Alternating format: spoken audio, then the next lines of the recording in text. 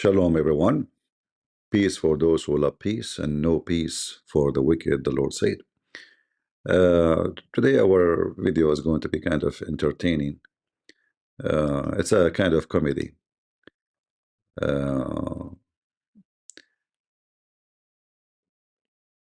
Muslims, if we can call them by this word, because Muslims themselves, there are many groups, and each of them have different name for their own. But this guy, which is he dressed weirdly, I don't know where he got the hat from. Is that an Arabian hat now? And he's wearing a jacket of the Western, and the dress of the Arab men who dress like women. He's a cocktail, and he's an American. And he is for sure, according to him, he is the one who can refute everyone in the world, and he did today. I mean, obviously he did. So this is his so-called debate. For me, those are not debate. This is just like I don't know Andrew. Actually, Andrew is funny. I like the guy. He was funny, and I can tell he's smart. But this dummy Daniel, he's just like a kid on the stage. Somebody have to take him home and change his diaper. I mean, this guy is just a stupid kid. I never saw a stupid person. I mean, the debate is about low IQ, but it looked like not only Muslims have low IQ because they have sex with their cousins. It looked like anyone who convert to Islam, he have to be a low IQ. Otherwise, how in the world he end there? And I will prove it to you. Let us see a little bit of this debate. Tax inheritance or something like this, right? Christians are also at the mercy of the same kind of IQ fetishists who want to transform the Let us see if the sound is good. human race. Wake up, Andrew, wake up. Wake Stop up. this stupid argument. 30 more minutes of Andrew saying that Muslims are dumb. Okay, that's great. Well, I'll try to be more substantive. I'll try to be more substantive than that. So just listen to this. It's not him who said that Muslims are dumb. It's you who agreed, you idiot. The whole debate, you are agreeing that Muslims are dumb. So what?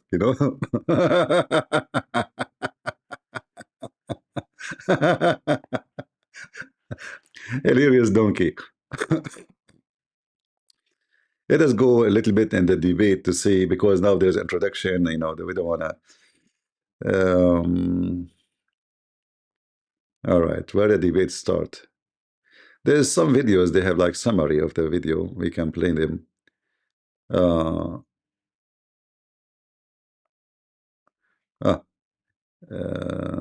Here is talking about Israel. Let us see what he's talking about. Christian civil war right now is Israel, which is stoking hate so that they can continue their genocide of both Muslim and Christian Palestinians while they bleed America dry. Let's keep that larger context in mind. Let us give you a finger. If we go to your stupid Quran, when you talk about hate, you see, this is the difference between someone who is an expert with Islam and he knew the garbage of Muhammad, and someone like Andrew. He is just he got a point to talk about it, about low IQ. He's right. But when he said that right away, if you are in the stage, you give him this. Who is the one who implement? If he's saying the Jews have hatred, right? Okay. Who is the one who implemented hatred in the heart of the Jews? Allah. And he did for both Christians and Jews. Chapter 5, verse number 14. It says that Allah strengthened them with enmity and hatred between one to another. So when a Muslim he speak about hatred, can you blame the Christians if the Christians have any? It's your faith is Satan God who did that. Are you against hate or you support hate? If you're against hate, that means you're against Allah. This is why this potato, he will never dare to speak to me. We go to the Jews. Who is the one who put hatred in the heart of the Jews? Allah. Chapter 5, verse number 64. Allah did to the Jews the same He did to the Christians. He struck them with hatred and enmity. Why? Because Allah is Satan. So now if we go to this Daniel Peacock and we ask him, are you against hatred? Is your speech is against hatred? Because it sounds like it. But this is what your God is saying. This is what your God is doing. He is the one who put hatred in their heart.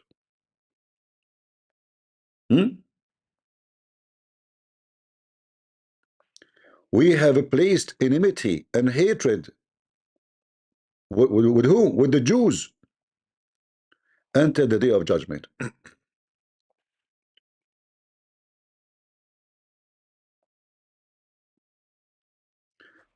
I mean, I did not start watching your video. By the way, I did not. I saw only summary. I just click at this Israel, and we are dying laughing at you already. And now he's making a video to explain why he's stupid.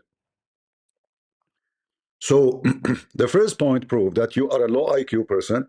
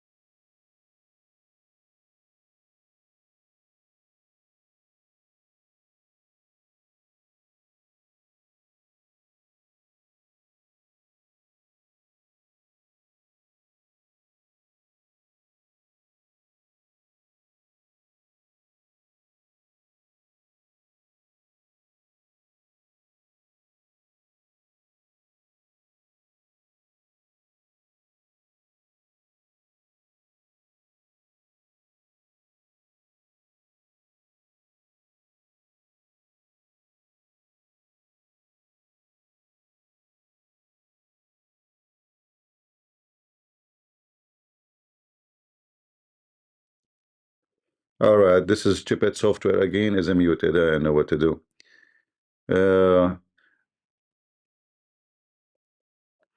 Shall I start again?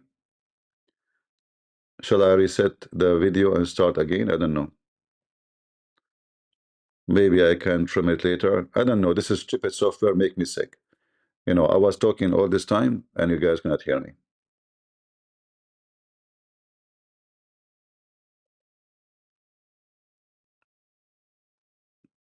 What a stupid software. The microphone in front of me is not muted. The software, the one I'm paying for, I mean, it's not even for free. Anyway, so we have to go back from zero.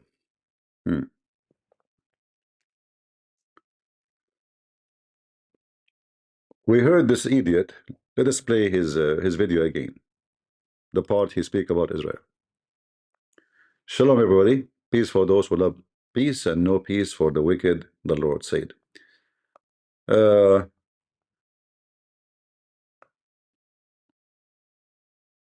he was talking about Israel in the minute 5 something. All right, here we go. Let us see what he's saying about Israel. Christian civil war right now is Israel, which is stoking hate so that they can continue their genocide of both Muslim and Christian Palestinians while they bleed America dry. Let's keep that larger context in mind. So the first Here, I want to teach you Christians, when someone like those Muslims, potatoes who speak, when you hear the speech, you think they are against hatred, right? So if you go to the Quran, you will find if they say that, you can shut them up and give them a screwdriver in their butt. Literally. By showing them that if there is any hatred you accuse us, Christians or Jews, by, is in your Quran. It's Allah who prays hatred. Chapter 5, verse 14.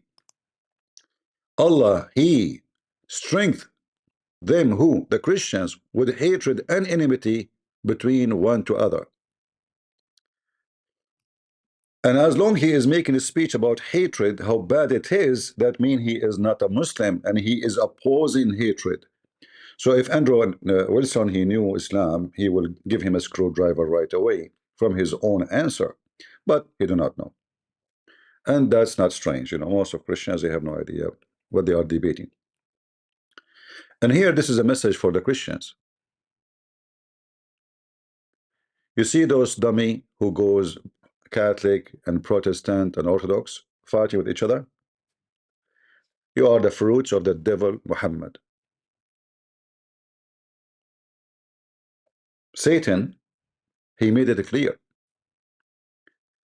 that he will implement hatred between you.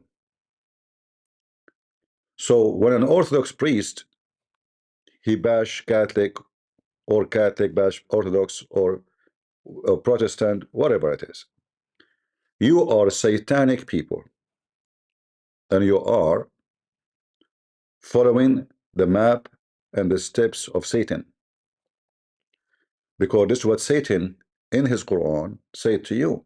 I will plan enmity and hatred between you Christians.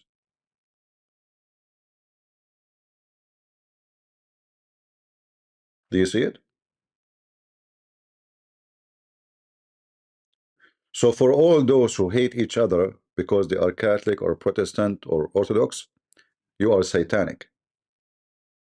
You are not following Jesus. You are following and you are under the control of the devil Muhammad and his god Satan. It's in front of you. Muhammad, he did not stop with his hatred to the Christians. And as you see, if the Muslim will say to you, because a stupid Muslim, he might say to you, oh, this is at that time, at the time of Muhammad. No, it says until the day of judgment. Take a note. Because most of us, when we read 2 words and we stop. In fact, we do not know how to read, because there's a huge difference between reading words and analyzing.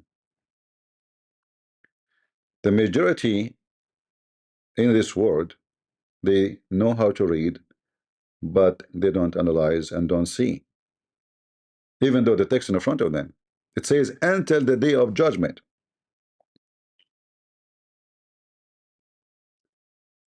So the devil Muhammad and his religion targeting you, and the more you divide yourself between Protestant and Catholic and Orthodox, the more you are following Muhammad without knowing. You think you're against Muhammad.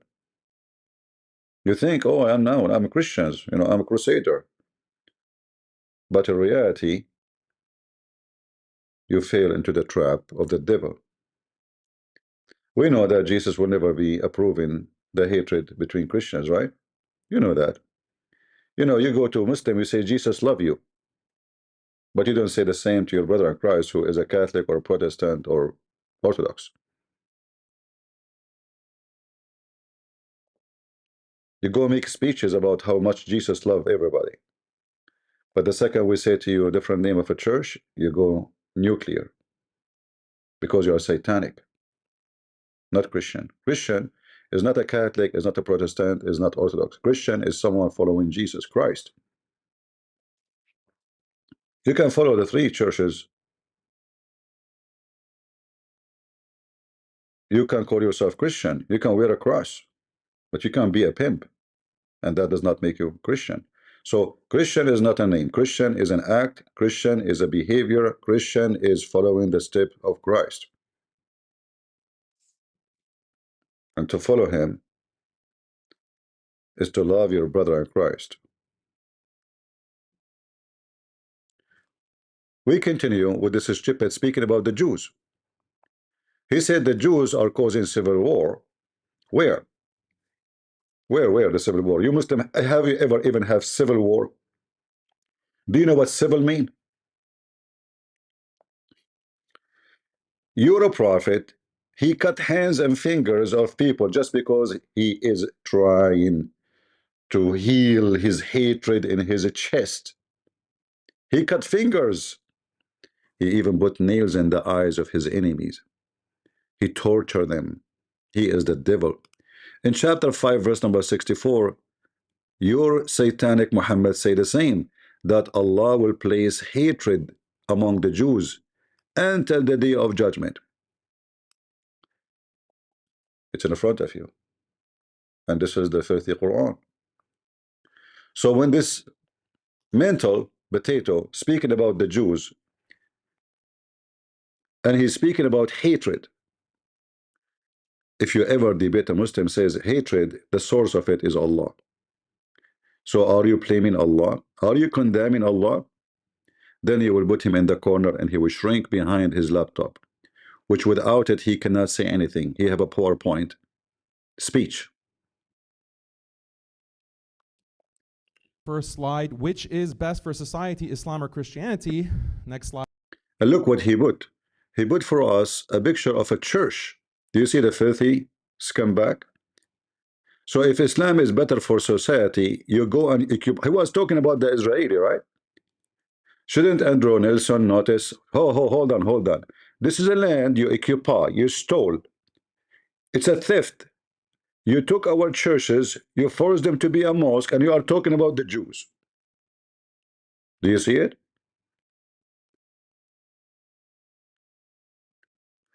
You see, if you are a debater, you have to be sharp.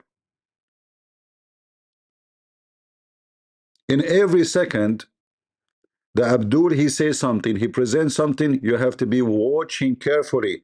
But those are not debaters. This is what makes me upset, actually. All those who the Muslims are debating, none of them is a debaters. They don't have the skills, they don't have the knowledge, and they don't see.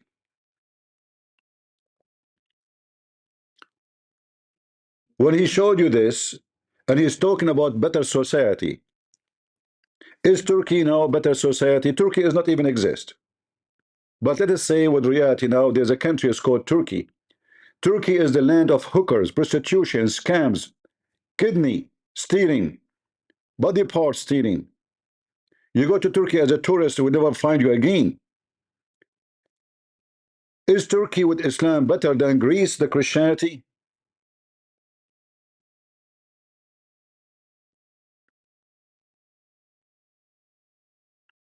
They don't know how to debate. He has put the picture there to insult you.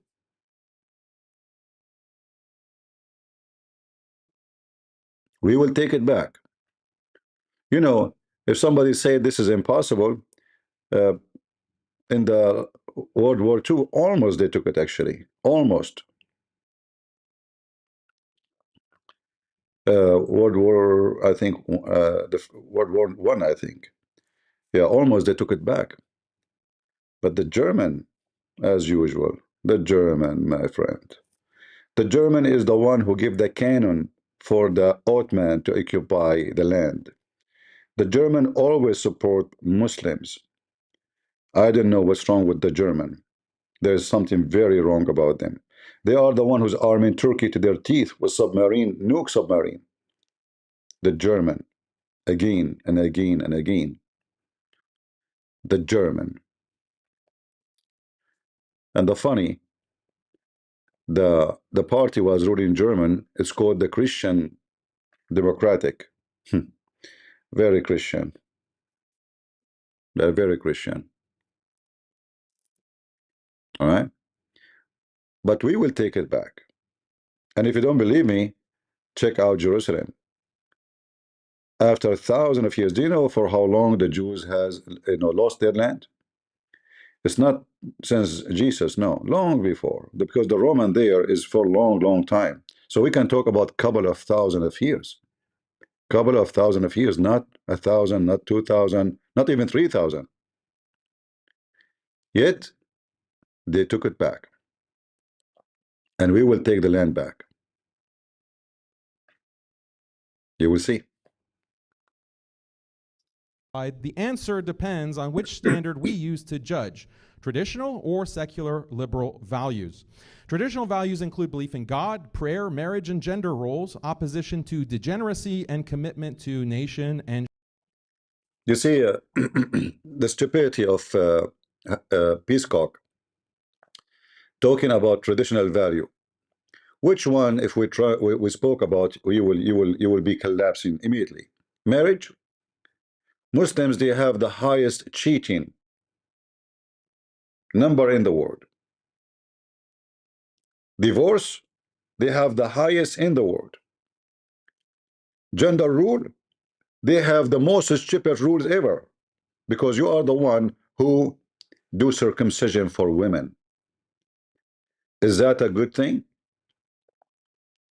You are the one who kill a childhood of a child and make her ready to get married. Is that a good thing?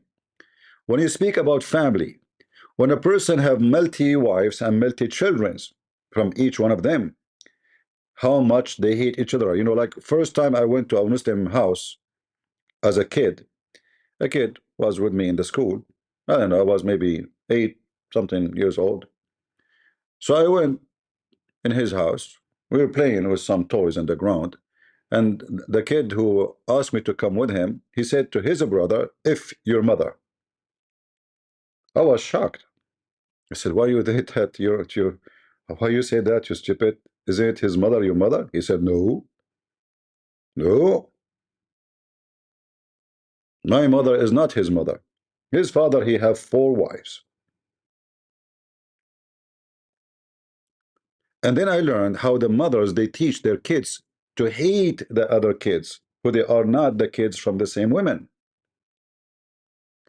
and how much the women, they fight each other every day.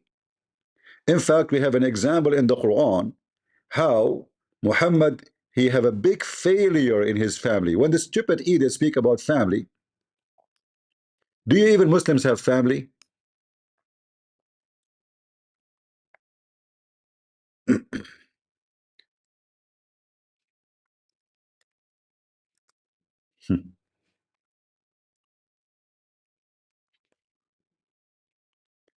This is your stupid Quran.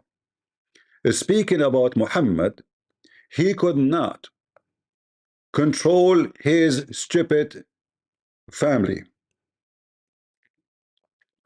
and how he gave them false promises to shut them up. And then when he could not control them, as usual, he used Allah. He told them, Allah told me, if you turn in repentance to who? 2 wives have 2 party. 2 wives, they have 2 parties. Imagine. We have Democrat and Republican in the house of Muhammad. So Aisha and Hafsa, Aisha, she is leading a group of the wives of Muhammad, and Hafsa, she is leading other groups of the wives of Muhammad. 2 parties. Muhammad could not control them, so he is now using Allah. Imagine Allah, he take phone call from Muhammad. Hello? Uh, Allah, my wives is destroying my life. Do something, please do something. And they said to you, Prophet Muhammad, the Muslim, they made an article line saying that Bernard Shaw, he says, if Prophet Muhammad was alive, he can fix all the problems in the world while he's drinking coffee in the morning. In the morning, you know. Uh, and this is the house of Muhammad. He could not fix it, and always what he do? He bring so-called Quran, he fabricate Quran to make it coming from Allah to subdue them. So look what he did. If 2 of you, if you don't repent, huh? And if you back each other against him who? Muhammad. Truly Allah is his protector. I mean, do you see how man Muhammad is? Muhammad the man, he could not control his wives, and now he is saying, Allah will protect me from you. Are we talking about war? Are we talking about Muhammad fighting the Roman army? Are we talking about Muhammad fighting the Jewish army? We are talking about 2 short women. They are not even 5 foot tall. Truly Allah is his protector, and Jibreel, and verily the righteous, and among the Muslims. And furthermore, all the angels. Who's left? The whole universe is busy to fight to defend Muhammad from 2 wives. So do you see the failure of Muhammad? Himself could not control his family. And then this donkey, he says to you, the family value. Since when you Muslims have family value? Since you do mut'ah? Since you rent women for sex? Since you do breastfeeding for adult? Since you have sex with the children? That is a family value. We know what is behind the curtain, you idiot. This is why those Abdul will not debate me. They will debate everybody. You will see uh, apostate prophet, David Wood. They are busy debate after debate. I mean, the Muslims are lined up to debate them, but nobody come to me.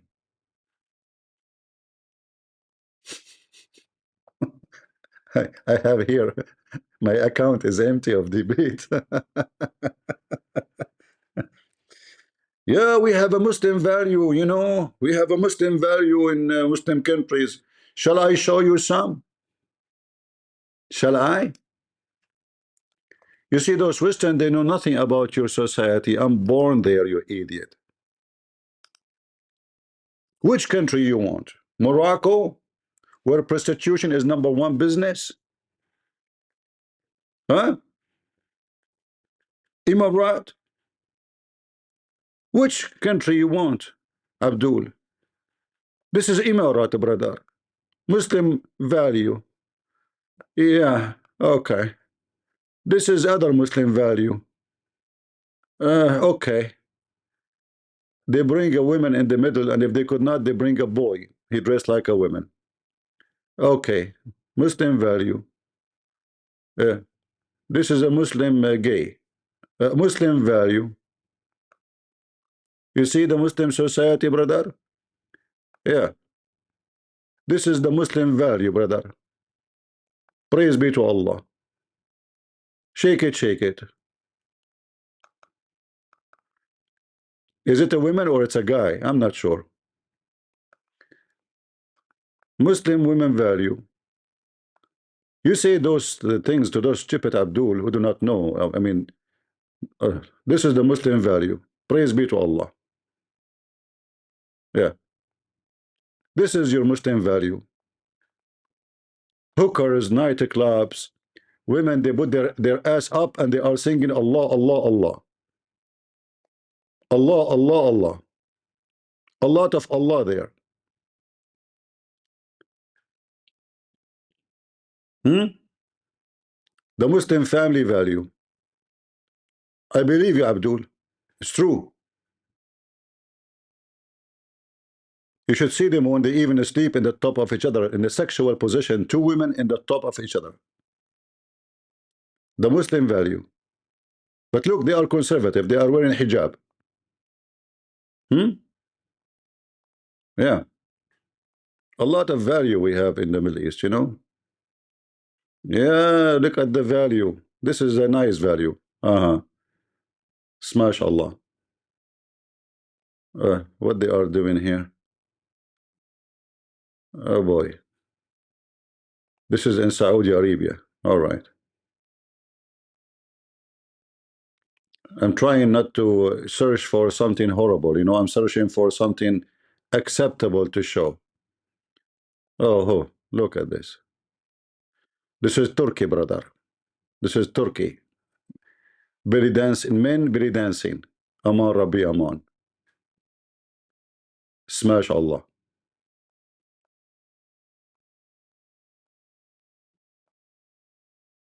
Mm. Yeah.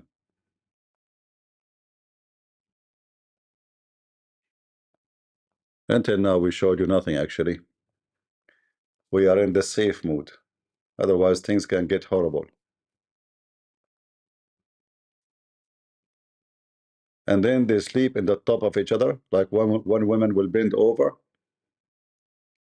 you know, and they look how they raise their head, their butt, you know, and you can see all the details.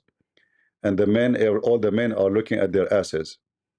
This is the Muslim family value, brother. All right. Yeah, may Allah ask you. Yeah. Yeah, she go, you see, she is in the top of the other women, and she is shaking as if she's having sex with her. If I play the video, for sure, I know they would do that. They will sleep in the top of each other doing sexual positions. And if all of them, they are sheikhs, and this is Islamic countries. Look at this. Look at this. And the Abdul is around her, you know. Brother, we are very conservative, brother. The Muslim family value. A lot of value there. Big screen TV. Yeah. You say those stupid things to those dummy who do not know you, you idiot. Muslim women value, Muslim family value. I mean, have you ever even heard somebody dance like this? You have to be a pervert. What is this? Now we understand why your prayer is focusing in that part. Yeah, Muslim family value. Uh-huh. And trust me, I showed you nothing. So when this donkey speak about value, and look, he have a PowerPoint. What a kid. Uh, believe in God. This is the value. They believe in God. Which God? Well, there's people they believe in Satan. That make them better. Prayer. They pray. You pray and then you do all the things you do. All the highness things you do. You pray to Satan. Let us skip a little bit with the find something. Uh,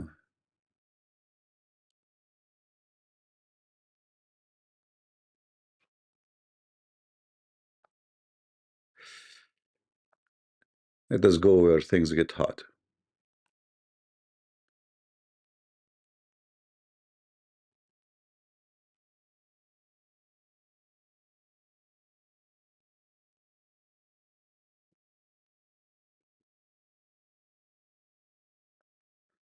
Let us see here.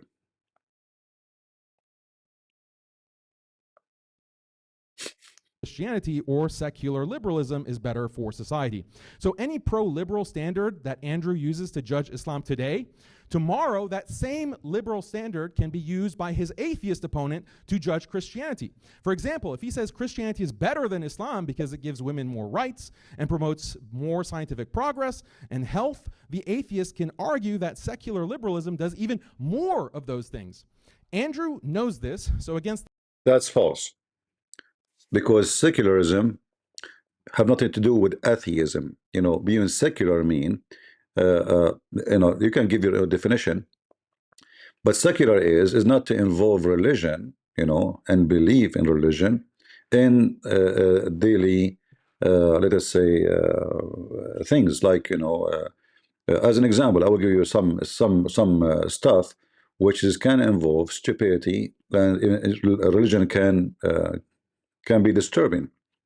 So in Islam, if you want to make a weather news, can you go and say tomorrow is going to rain? No. You have to say, inshallah, by Allah will, if Allah will, is going to rain. If you say tomorrow is going to rain, that means you are prophesying, claiming to be a prophet, the Muslim will kill you. So depend which religion we are talking about. So religion can be anti-progress, stupid, and devastating. So imagine you want to watch news about weather, you spend half of the news saying, inshallah, if Allah will, tomorrow might rain only and only if Allah want. That is not weather news, that is Allah news.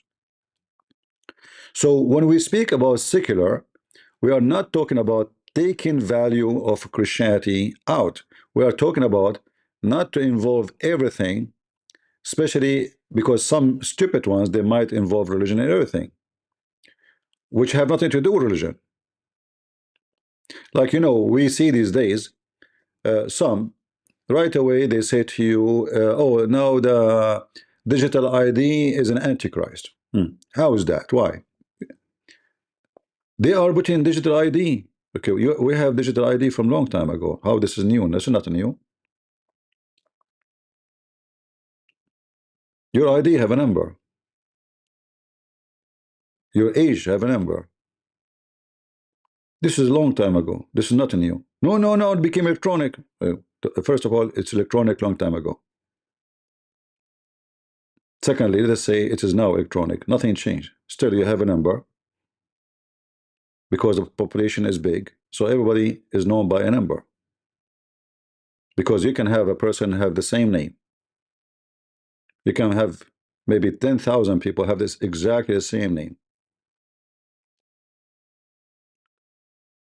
So if we involve religion in everything and say we oppose it, that will not be helpful, because simply how that become antichrist for you. Oh, now they have AI, artificial, they can recognize your face. What this have to, how this is antichrist, what is. So if you bring someone is foolish and he is claiming to be religious, and he tried to kill science and what make society do better and easier, like isn't it easier to find a criminal if we have digital ID? Yes. If we have full description, if we have fingerprint, yes.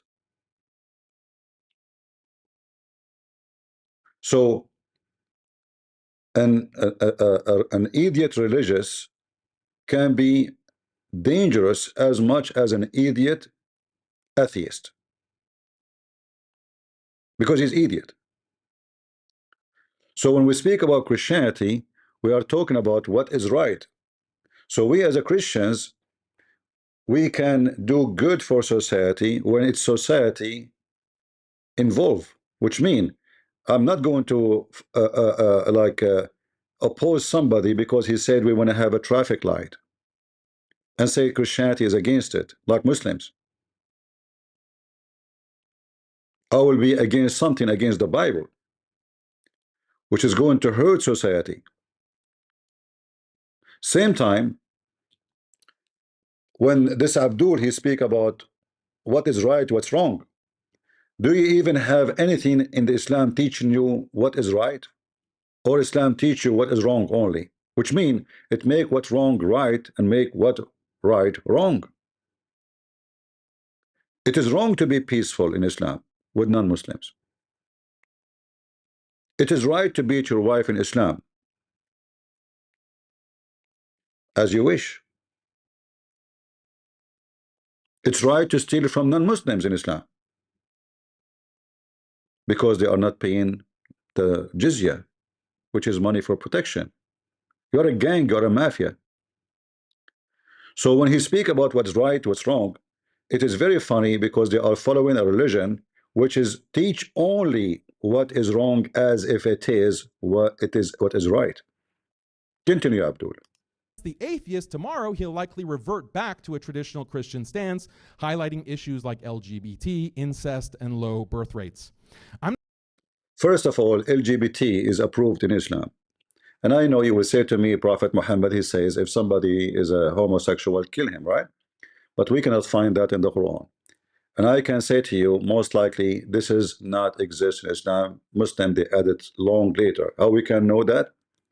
Muhammad, his house was full of gays, and he never did anything to them.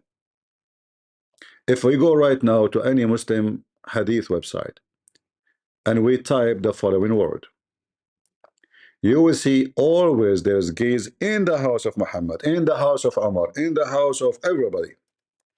In fact, if you read my book, two of them, Sex of Allah and Allah, you will see how much homosexual Mecca is.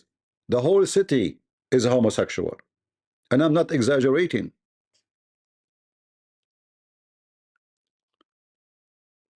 Look how many. Every house in Mecca have homo. It is not something rare. Check it out. Where are they? In the houses of Muhammad, in the house of Salama, in the house of Hafsa, in the house of Aisha. Every one of them, every wife of Muhammad, she have many gays come into her house. Did Muhammad do anything? Did he punish them? Read it. In fact, a gay, he asked Aisha, why you don't marry your brother to a homosexual, and he called her a girl. He said she come with 4 and she leave with 4.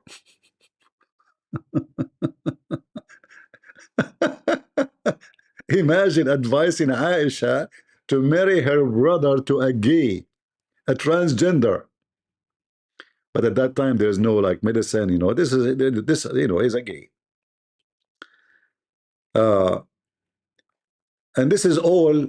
We cannot find this in the in the Quran. We find only in the Hadith all those about homosexual. All right,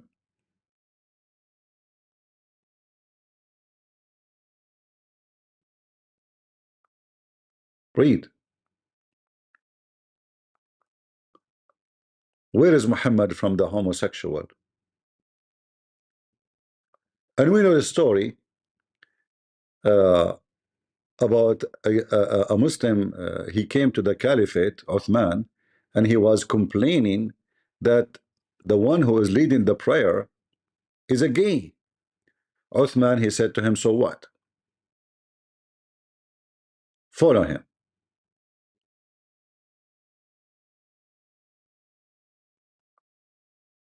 The Muslim guy said, but we are being tempted. The Caliphate said, so what? Prayer is a good deed, so follow the good deed. But then the question is how they are tempted if the guy is a gay. That means all the Muslims are gays. Otherwise, why somebody, if he bend over in front of you, would be tempted? Unless you are a gay, right?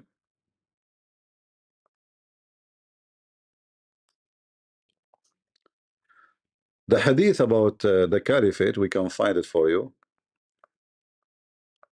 Where is the caliphate hadith?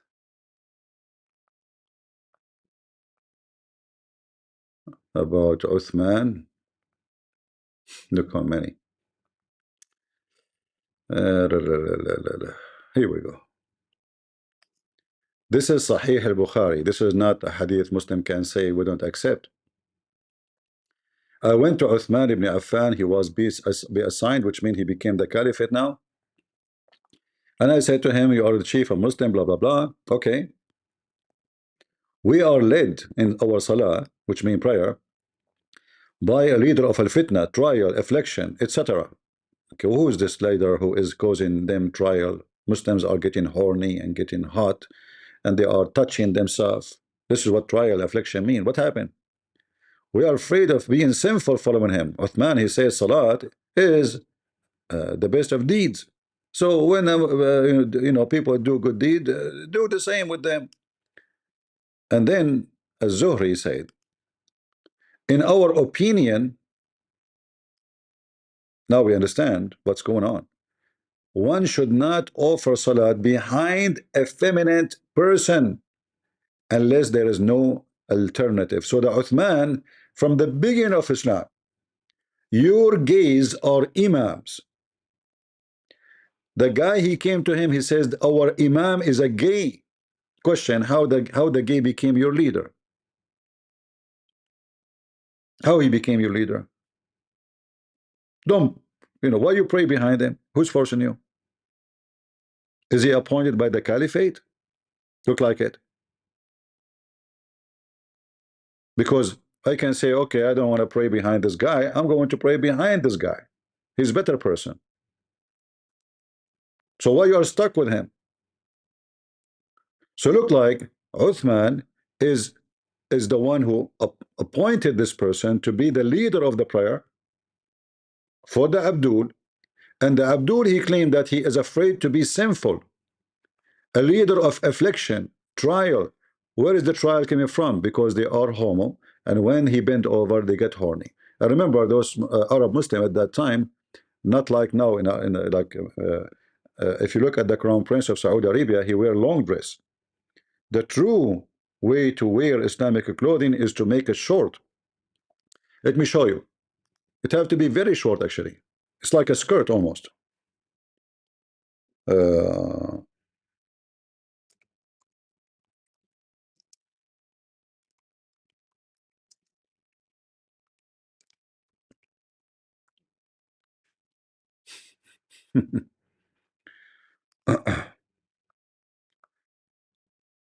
Let us show you. Uh,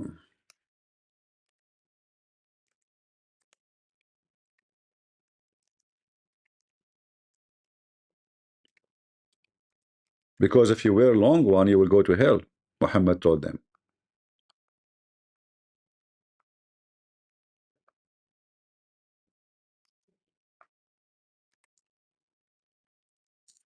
I'm trying to find you some images. Uh,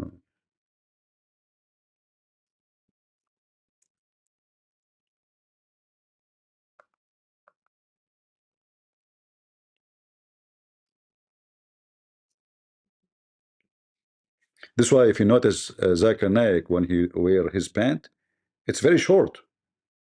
Because Muhammad, he says, if your pant touch the ankle down, you go to hell. You will never enter heaven. Let me see Zakir Naik just to show you. But I prefer if I can find images of true Arab Muslim, wearing truly the true cloth of Islam. Um,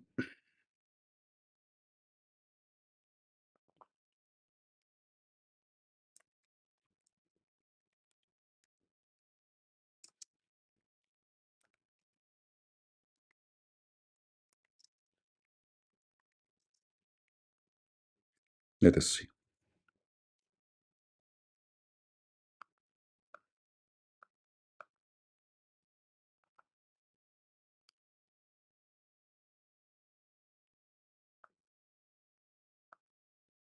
When you see a Muslim wearing long dress and the dress is touching his feet, he is not going to go to heaven.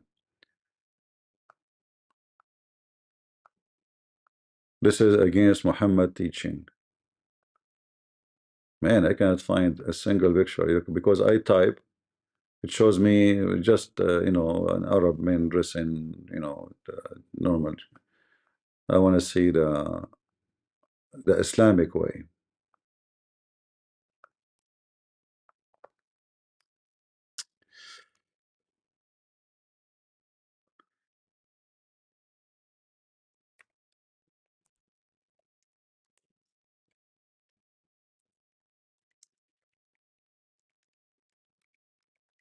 Like an example, the Matawa in Saudi Arabia. Okay, we found something. Hold on. Let us see.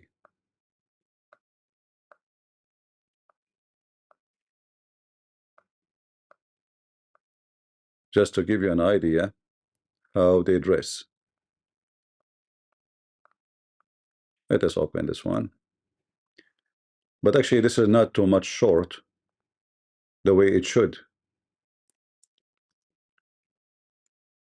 It should be shorter, but that will do for now.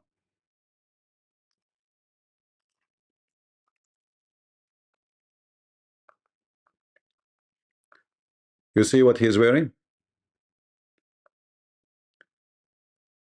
It have to be short. It have to be shorter too. If his dress touch this area here, I don't know if you can see my mouse, he will never enter heaven. So the more religious he is, the more shorter will be. So when they bend over, they lift up their skirt and then they have no underwear underneath. You see, underwear is something new. And then his balls and his testicles and his butt will be exposed. So the guy behind him is saying, behind the gay, he's saying, we have trial, affliction, etc. We are being tempted. Why? Because the homo, obviously, he is exaggerating too. So obviously, he's exposing himself. Otherwise, why man will be horny for seeing a man in front of him bending over unless you are a homo too? Right? If we go and find the picture of Zakir Naik, maybe many of you do not notice why Zakir Naik, his pant is always short. Let us see if we can show you a picture of him with his pant. He looked like Charlie Chaplin, you know. He looked literally like Charlie Chaplin.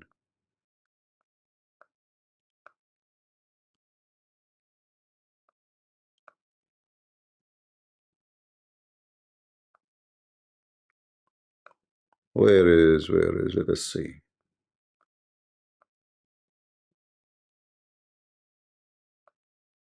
I'm trying to find a picture of him.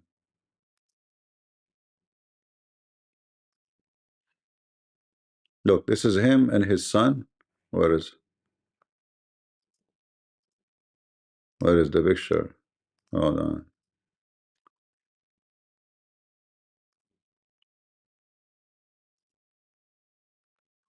When I click in it, it opened like a flash. I don't see the picture it shows in the website. Okay, let's try something else.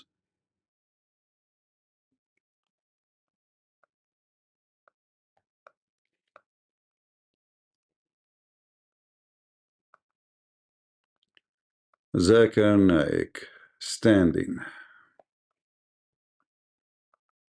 The pant of Zakir Naik. You see, this is what the religious Muslim he focus on stupid things like your pant.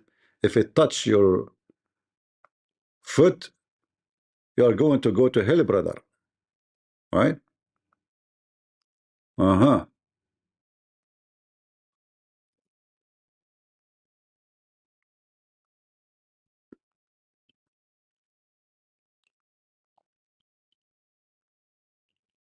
Yeah, we found this one. Hold on.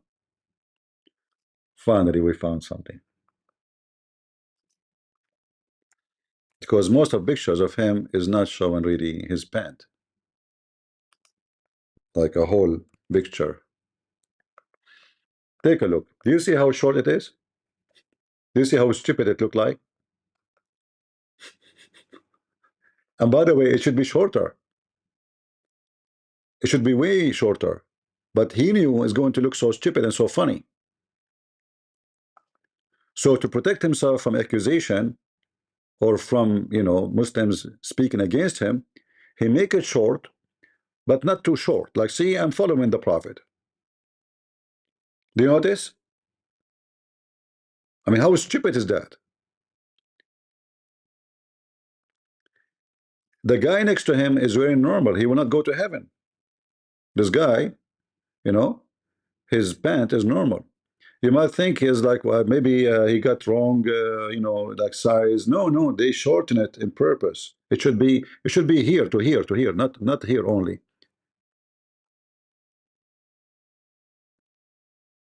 All right. And then this potato speaking about value and like what is better for society. I'm not singling out Andrew. All Christian debaters code switch. They know Christianity isn't as based as Islam on traditional values, nor as progressive as secularism. False. We don't have Christianity is not based on traditional, because traditional can be very wrong. As an example, traditional can be the Roman tradition, can be the Greek tradition, can be the African tradition, can be any tradition. When we say traditional, you're stupid. Christian value is a Christian value, is not based on a tradition. So the tradition of Africa in the old days, they have many wives. Even Abraham, he have more than one woman. David, he have. So Christianity is not based on tradition. Christianity is based in Christ. He corrected the Jews and everyone else about how life can be better for you. We don't follow tradition. Tradition can be horrible. Tradition is something, people stop practicing, and by time became a practice for everybody.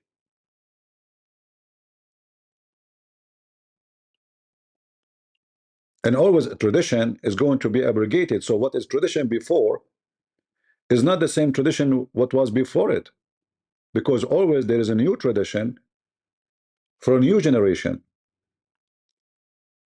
Like if we go check the history of the bikini, it was a pant.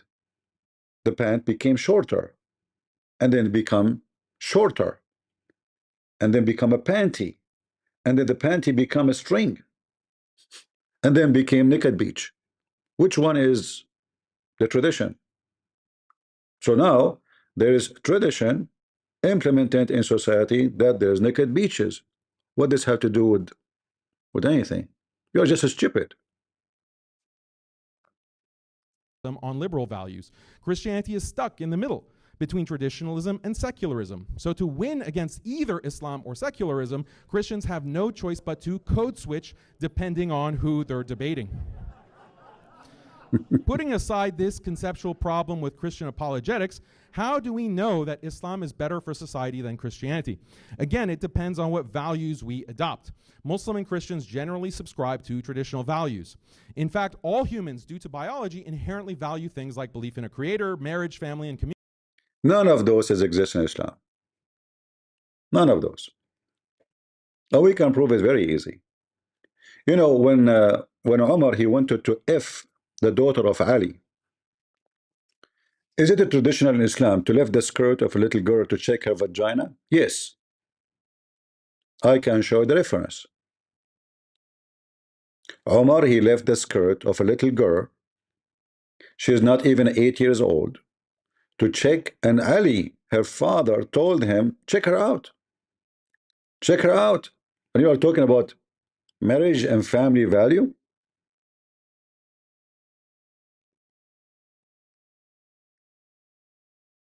That is a family value? Lifting the skirt of a girl to check her out? If you like what you see, you take her. If you don't like her, you send her home.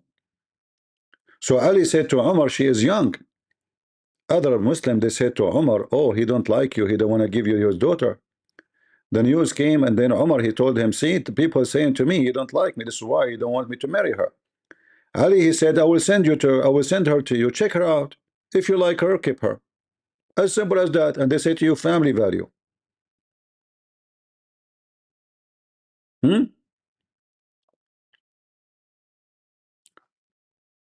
Yeah, in the video, by the way, there's some bad language, but you see, uh, it's a bad language, but sometimes I don't go. I mean, we don't want to sugarcoat things, right? So when Wilson he says you F your cousin, it's true. I mean, you say the F word by letter like me, I'm saying it now, or you say the whole word. But this is what's happening. Muslim don't marry. Muslim they only F. All right. This is why the Muslim they use for the word marriage nikah, which is mean the F word. It doesn't say marriage in the Quran. It says if them, not marry them. F2 and 3 and 4. And if you could not afford to F1, then I mean you cannot afford to F4, then 1. So 1 is the last solution. So when he say the F word, he's right, you know, even though maybe people don't like to hear it, but it is reality and perfectly fit for the topic. Community. So let's see whether Islam or Christianity is better at promoting these things in society using the abundance of empirical data available. Let's start with a bird's eye view using the World Values Survey, a global project measuring beliefs, values, and cultural changes in over 100. Okay, hold on. Who is the one who made this? Let me show you another. I will show you a study.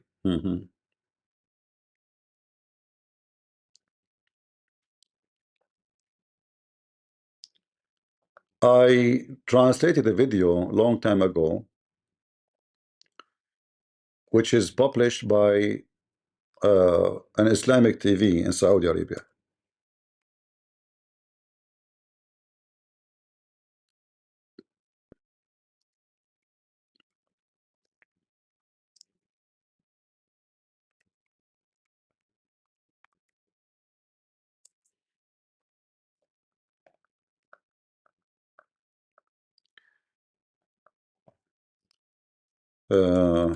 You know what? Let's go to the newest one. Why I want to go back? Because that video made by the Saudi woman I translated. She's a doctor in the armed forces of Saudi Arabia, and she said 40% of the population of Jeddah are homosexual. Almost same number, they have incest, sex with family member. This is the Saudi, but hold on. Let us see the Islamic value based on a new study.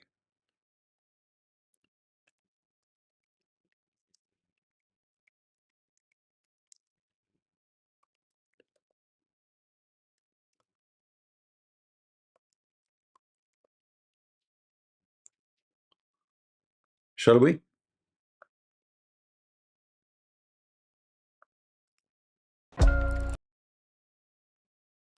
There's tons of them. And the one who did the study are Muslims.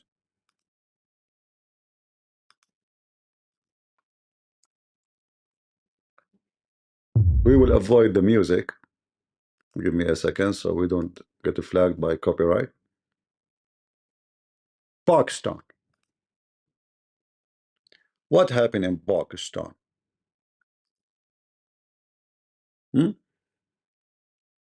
What they do in Pakistan for children in the Islamic schools? Which one is a good school? Very good bowler. I used to play a lot when I was at the madrasa.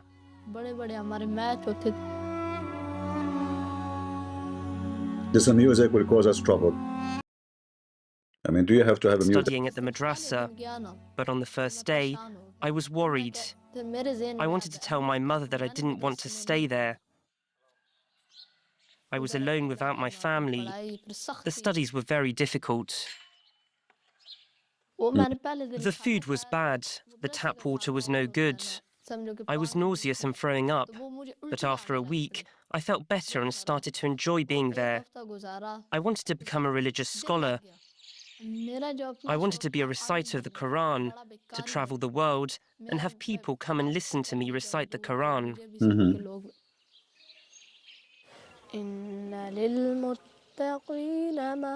Poor kid. He learned the Quran now.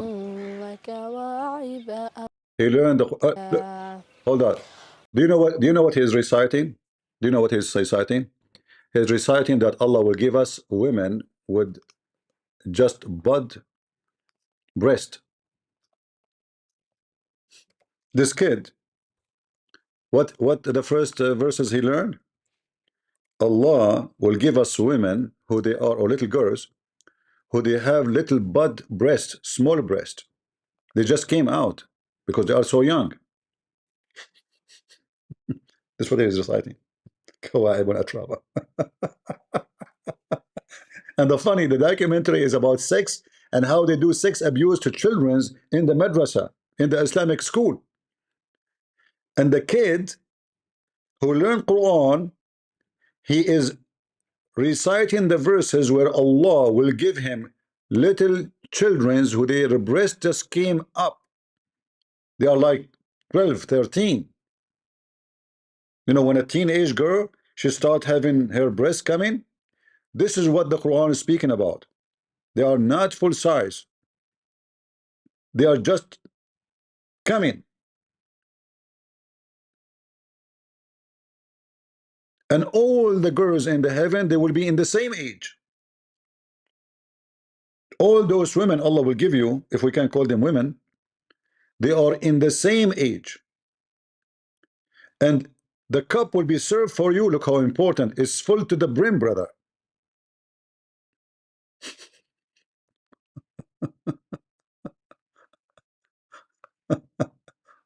Oh. Anyway, so if we go to the study, you will see what happened to this kid. And tens of thousands of kids like him get screwed, literally, raped and killed. This is the Islamic schools. Look what he's saying. But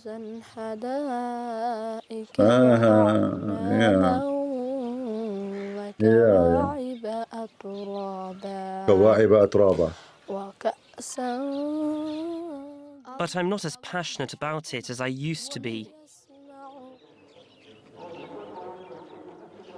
Wahid was raped by the headmaster of his Quranic school. To preserve his anonymity, we have changed his name. He hardly ever leaves his house. He lives in seclusion, out of sight, surrounded by his family after daring to break the law of silence. When he had the courage to report his attacker to the teachers, Wahid was punished. His phone was confiscated and he was forbidden to leave the madrasa. He managed to escape a few weeks later, taking advantage of a moment of inattention. He tells us his story 2 months after his attack. It was the middle of the day. The headmaster came to the madrasa. He said he wanted to take me to clean his house. I was studying. I got on behind him on his motorbike and we went to his house. There, he told me to go into a room and start cleaning. A few minutes later, he came in and locked the door. He grabbed me and threw me on the bed. He started assaulting me, then pulled down his trousers and forcibly removed mine. I started to scream, but he put his hand over my mouth. And he did horrible things to me. I couldn't stop crying. He wouldn't let me go. Then he threatened me, if you tell anyone, your teacher or your family, I'll kill you. Then if you continue, there's made documentary, by the way. Shia or Sunni is the same. The most horrible society in the world is the Islamic society. Islam is the same as a grave. They cover it by marble. The marble look nice, look beautiful, but it's a grave. So when this stupid idiot, he speak about the success of the Islamic society, we are traditional. Well, traditional in raping kids.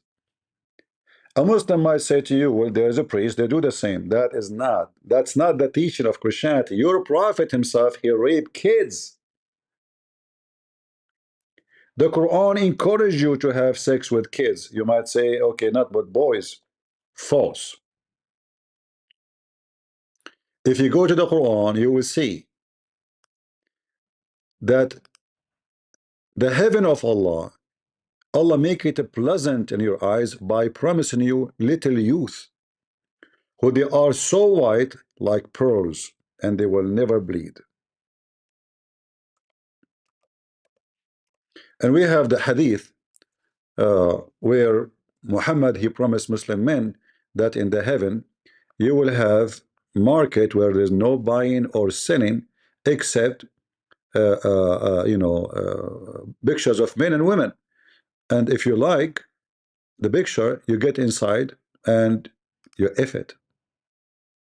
Around them, here it says will serve.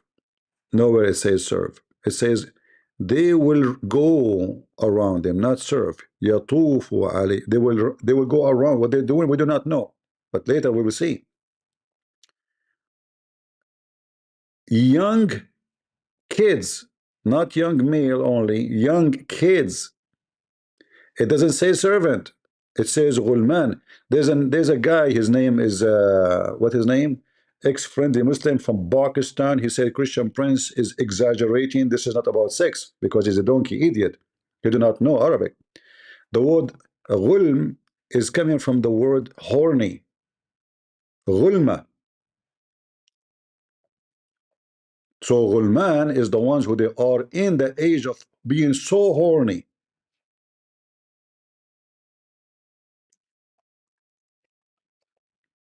Supposedly he's an ex-Muslim. He knew, like, he's from Pakistan, you know. So he said Christian Prince is extremist Christian. This is not true. Hmm.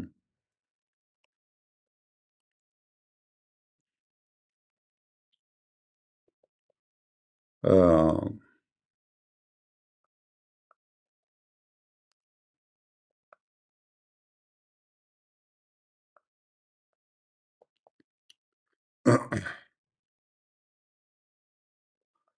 let us see.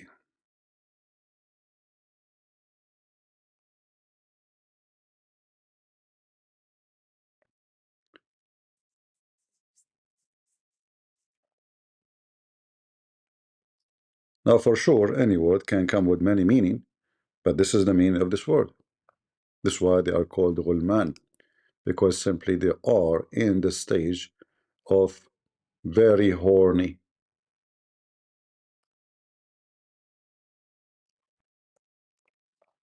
So somebody is, I don't know what the English for it will be, but I will show you with the dictionary English Arabic, and you will find some answer for that. So this is the word in Arabic, غلمة. Ghulam is one. Ghulma is the description, is a male, but Ghulma is description of somebody he have a lot of lust. He cannot control it. Like his lust is out of control. And this is the dictionary. This is what it says. All of those is about this word. Many of those words, by the way, in English, I do not know what they are. So you tell me if they are exactly correct. But this is what the word Ghulma coming from. So Ghulam is someone, he is in such an age or such a state of being horny. He's young, let us say a teenage. You know, when a teenage he got to the top of his sexuality, that is what a ghulma, and that what is a ghulam. And then this friendly ex-Muslim, he says, Christian Prince is your virgin. Pakistani boy, you left Islam, but you're still donkey. Yet David Wood, he welcomed him. You know, he showed me, he want to make fun of the Bible. He says the earth is a flat in the Bible. I said to him, it says the earth like a circle or a globe. He said, but circle is a flat. The earth is many circle, you idiot. The edge of it is a circle. Doesn't mean it's a and David Wood welcome him to his channel. Both are potatoes. So this is what your religion is about. And then you are giving me speeches about Muslim value. Your value is to F kids, boys, and little girls. And that is your tradition. And if one of them, he mentioned what you have done to them, you will kill them. The secret have to be a taboo. Nobody should know about it. Your tradition as a Muslim, if a man, if somebody, you do nothing to him. But if a girl, she do that, and people expose it, most likely she is going to be killed. This is your Islamic tradition. Boys get away with things, girls don't. And you are telling me about Muslim value and tradition? Countries. Their world cultural map from 2023 groups countries by religion. Protestant European countries are yellow, Orthodox is red, European Catholics are green, Latin America in light blue, and Islamic countries in gray. On the x-axis, countries that value individual self-expression and autonomy are further right on the graph. On the y-axis, countries that are more secular are higher up. The ones that have more traditional values are lower. So you can see in the bottom left, there are the Islamic countries that are more traditional, whereas the Christian countries are more secular and value individual autonomy. How about belief in God? Muslim countries show higher religiosity and belief in God than Christian ones. All those studies are just stupid because simply, so what if you believe? First of all, you Muslims don't believe in anything. You don't. Because no Muslim actually, he agree with other Muslim about his belief. I mean, if I go right now and check the video is made against you by Muslims, I will find a 1,000 video showing that you do not know Islam. I mean, even Adnan Rashid, the stupid Adnan Rashid, he school you. Why? Because you Muslims don't have a belief. Everyone, he come with his own belief, as he wish. You don't even have a religion. And at the end of the day, all the studies you made that Muslims have more religious belief as you claim. Why Muslim countries are messed up as long as you are religious? This is the question should be. Why rape in Muslim countries is skyrocketing? Can you answer? Why women are not safe in a Muslim street? Can you answer? Huh? Remember, it's about who is better society. If a woman walk alone in America and a woman walk alone in any Islamic countries, what will happen? Hmm?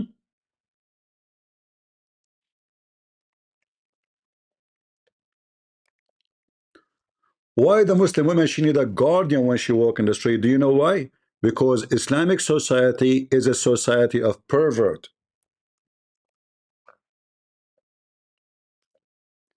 Islam make you a living dog, not a living human.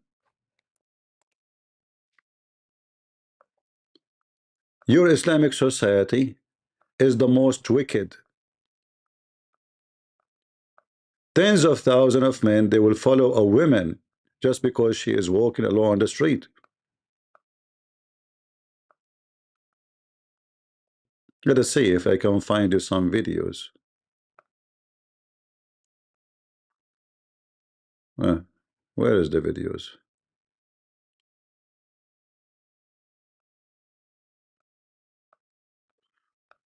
I mean, I just changed the browser and it's not showing me. This is the National Day of Saudi Arabia. Those are the men coming to the women and look. Guys, did you see how he touched her butt? Did you see? Did you see how he pushed his finger inside her butt?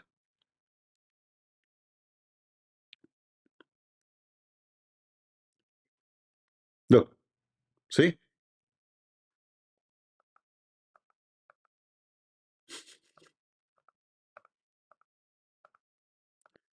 Hold on, let us see. Oh, hold on. You know what? I have better. I just remember instead of looking for this because there's tons of videos actually. Uh,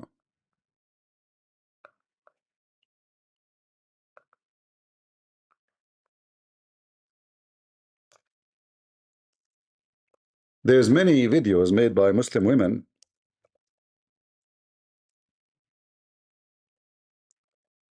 about what happened to them when they went to Kaaba.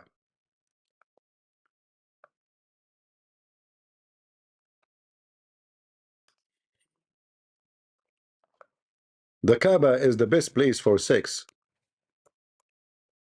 sexual harassment. Me Too. Solution for sexual assault. What is Me Too?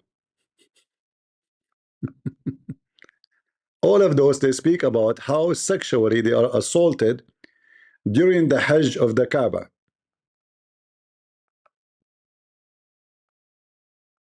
Me Too.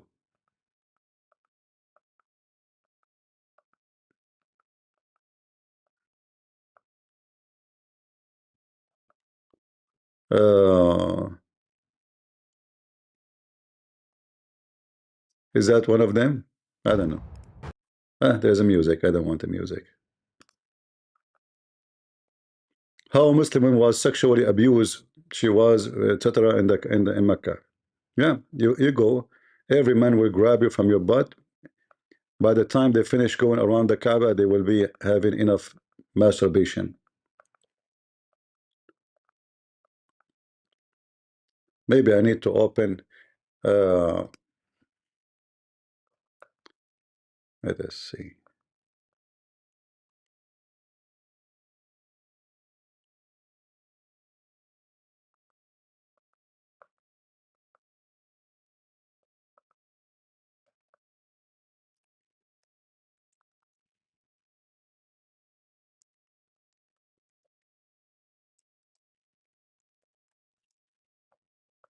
I saw many documentary actually, but I need to search for what was the title. I'm not sure really. I think it was Me Too, something like that.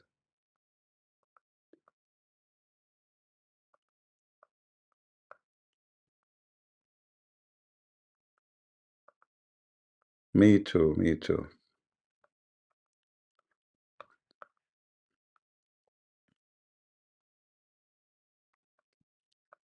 Where is the videos? Maybe I got the wrong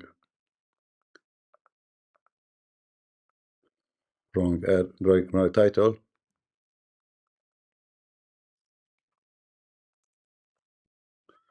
Okay, let's make it me too. Would make it connected together, maybe because they make it with dash or something. All right.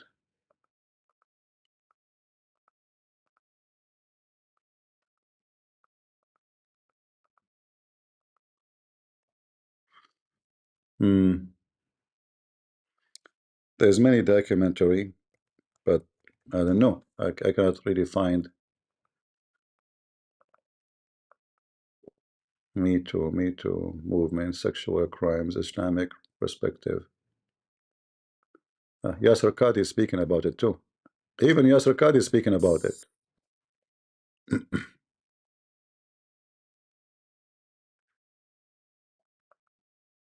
Yeah, even Yasser Qadhi, he made a video about it.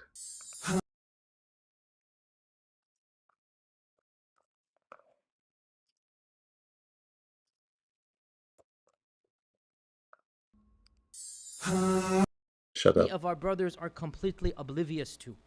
Our sisters are aware that regardless of where they are, how they dress, sometimes in Muslim lands, some man is going to say something. Some hand is going to come out of somewhere. Some body will brush against them accidentally. And even though we don't like to talk about it, the fact of the matter is that ignoring the problem will not make it disappear.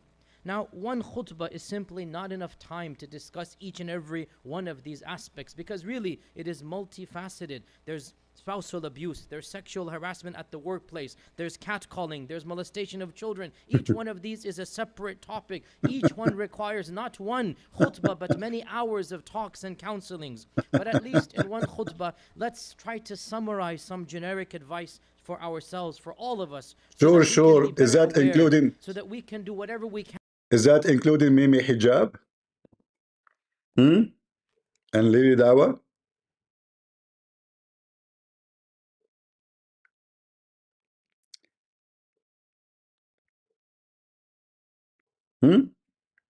So you know their cult is beyond faith, and they say to you, our value, our tradition, this is your value. Your prophet, he go to his own son house, and he see the wife standing almost wearing nothing. And what he have done? He forced his son to divorce his wife, and he took her to his bedroom. And for sure he was effing her during the time she was his wife. How we know? When Muhammad he flirted with the wife, she did not get upset. Imagine if your father come to visit you,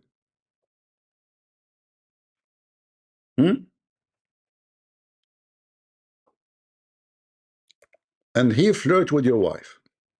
What your wife will do? She will kick him out, right? She will shout any good women, any women with dignity. She will scream at him. She will beat him up with her shoes, kick him out of the house. What Muhammad did, he flirted with her. She did not complain. In fact, when her husband came, she told him the good news.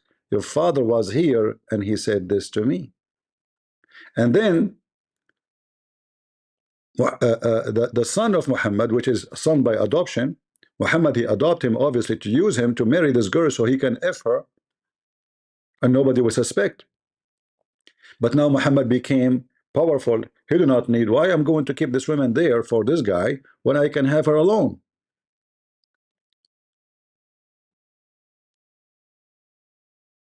So when he came home, she told him that your father was here and he flirted with me, and he said the following words.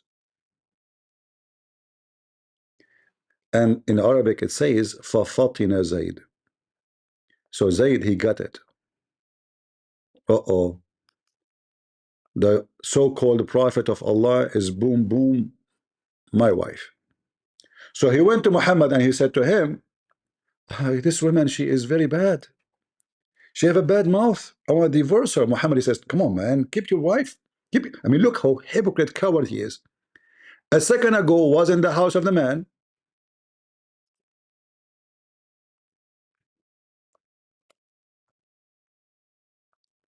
flirting with his wife with loud voice.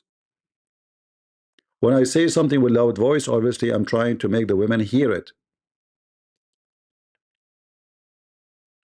All right? And by the way, there's a miracle happened there. That when Zayd, he tried to F his wife after Muhammad, he desired her. The wife of Zayd, she said that her husband, his penis is swelled each time he tried to get close to me. You see the miracle? And nobody made him have such a thing except Allah. And this is how you know that she is a whore. The news is that Zayd went to bed that evening. Zainab said, Zayd could not have me, and I could not refuse him except what God has forbidden. Why he could not have her? She said, Tawarrama.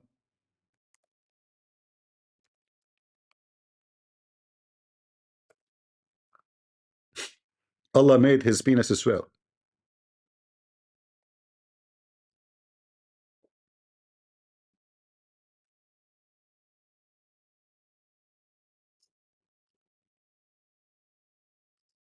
Zainab said that, and in some accounts, Zayd was afflicted with that swelling when he wanted to approach her. And Daniel Peacock is talking about our tradition. So your tradition, your prophet, when he go to a married wife of his son, he flirt with her and he effed her. And your tradition saying that Allah made the husband penis swell. That's it. She's preserved for Muhammad. You cannot touch her vagina. The guy, he unzip, he grab it. Oh, my penis, what happened to my penis? It's swelling, it became big, big, big like zucchini. What the no, it's hurting, it's hurting. Put it back, put it back. He put it back, he's fine now. It's a miracle. I mean, even the miracles of your God Allah in tradition is about the penis swelling. And you are talking about tradition, you idiot, and value and religion. Are we lying?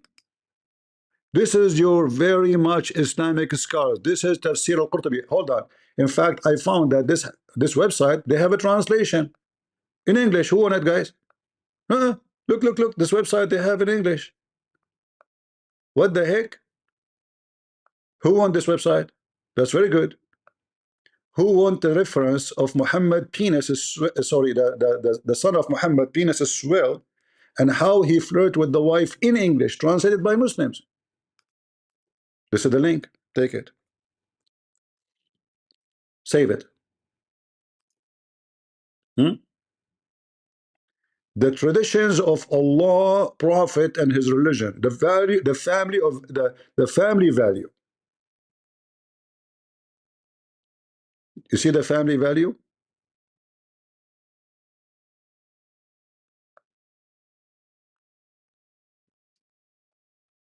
Can you beat such a value? But we know that this is totally against the teaching of Christ. This is satanic. You know, did Jesus allow us to look at other women? Can we? Can you look at a woman? She is not your wife. Can we? This is your best man, which you take your tradition from him. In fact, the Muslims, they say we are Sunni, which means we follow the steps of Muhammad. What does that mean? You go to your own son's house, you flirt with the wife, and you F her.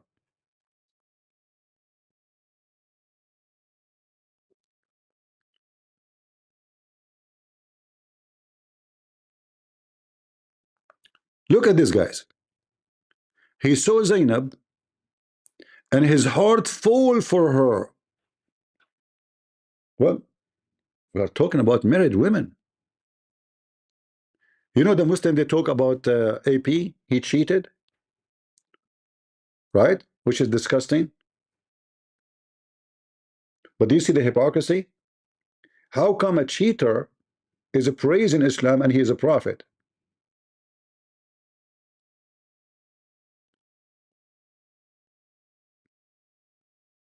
He is cheating in his son. You are now flirting He said to her, praise be to Allah, the one who made my heart flip for you.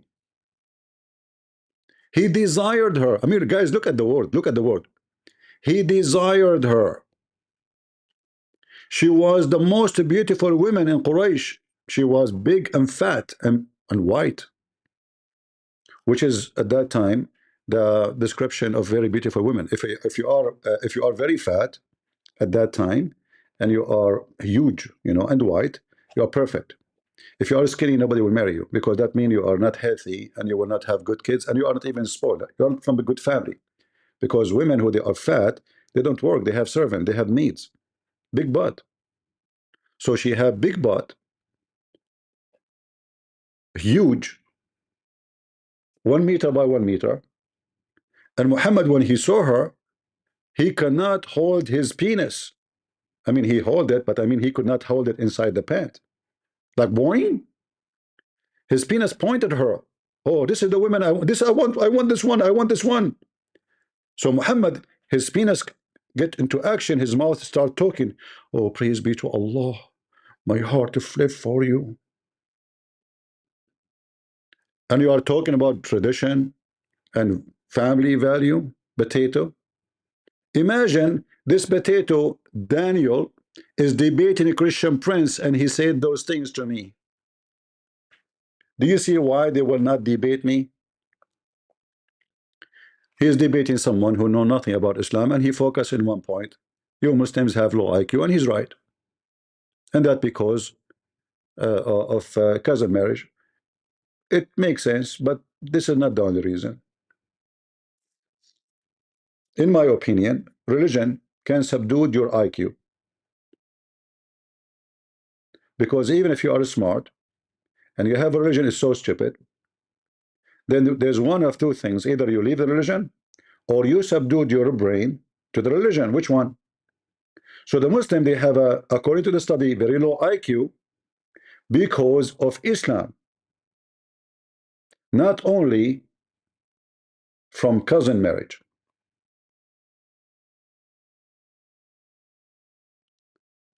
These religions will make you stupid, act stupid, think stupid. When somebody kill his brain and he decide to believe that there is a God will give him endless penis, he decided to be stupid. When somebody killed his brain and he believed that there's somebody, if I kill for him, he will give me a lot of women to F. Then even if you have a brain, your brain is dead. Right? And this guy, he spent, God knows how much he spent time to make those, you know, like a graphic, which is very stupid. A Muslim woman cannot walk in the street alone. That is reality. A Muslim woman, she need a guardian. That is reality. Why? Because you Muslims are following a pervert, and you will not let a Muslim walk alone, Muslim women. This is why she need a guardian. If the Islamic society is a good society, then you will not need a guardian. Is that correct, guys? If your wife, she is safe to walk in the street, why you need a guardian for her? Guardian from who? From the Muslims. Is that correct? Why we need a guardian?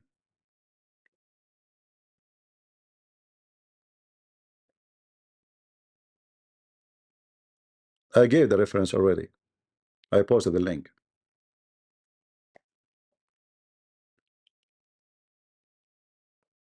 If I have no thieves, I will not have bars over my windows.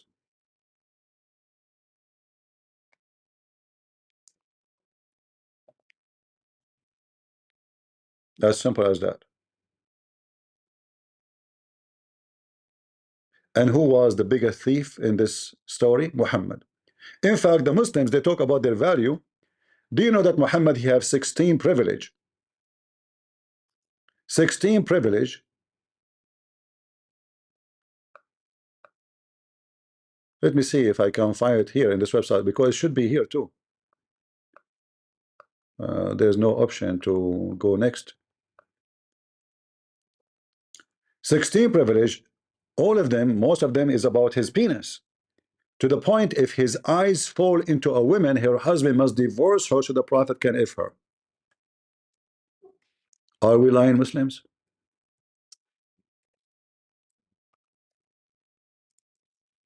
Let us show you the reference. And you are talking about Islamic value?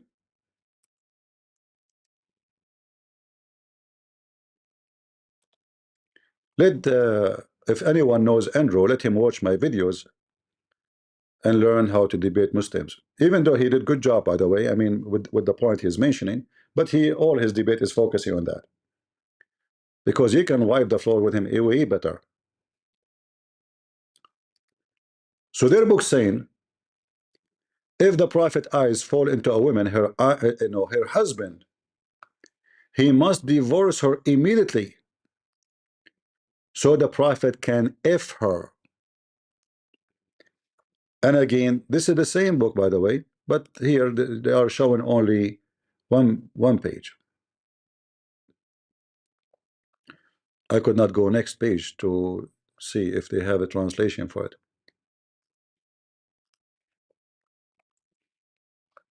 This is Al-Qurtubi, page number 424 in the Arabic book. And this is the privilege of Muhammad. Read with me carefully. Privilege number 10. If the Prophet, his eyes fall into a woman, which means he like your wife, her husband must divorce her.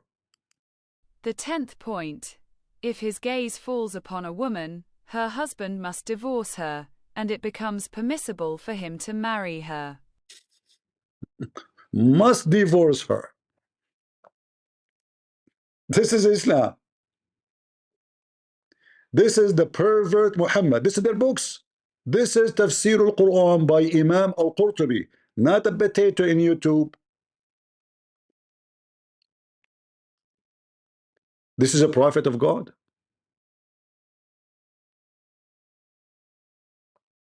Huh? And this guy talking about the value of a Muslim family? Do you even have a value? So if Muhammad, I don't like to talk about somebody's wife, by the way, I'm not doing that. But just giving you an example, as long as this guy, he claims Islam is good. So if Daniel Shish Kebab, Kuka, I don't know what his name, the Prophet, his eyes fall into his wife's butt. This potato had to divorce his wife immediately so the Prophet can if her. And this potato talking about what? Value. Are you stupid or are you stupid? For sure you are stupid. Debate is you get to actually get in the mind of your opponent. What? What happened? Those are the inbreed of Islam. This is true. You have a defect in the body. Children are born with disability.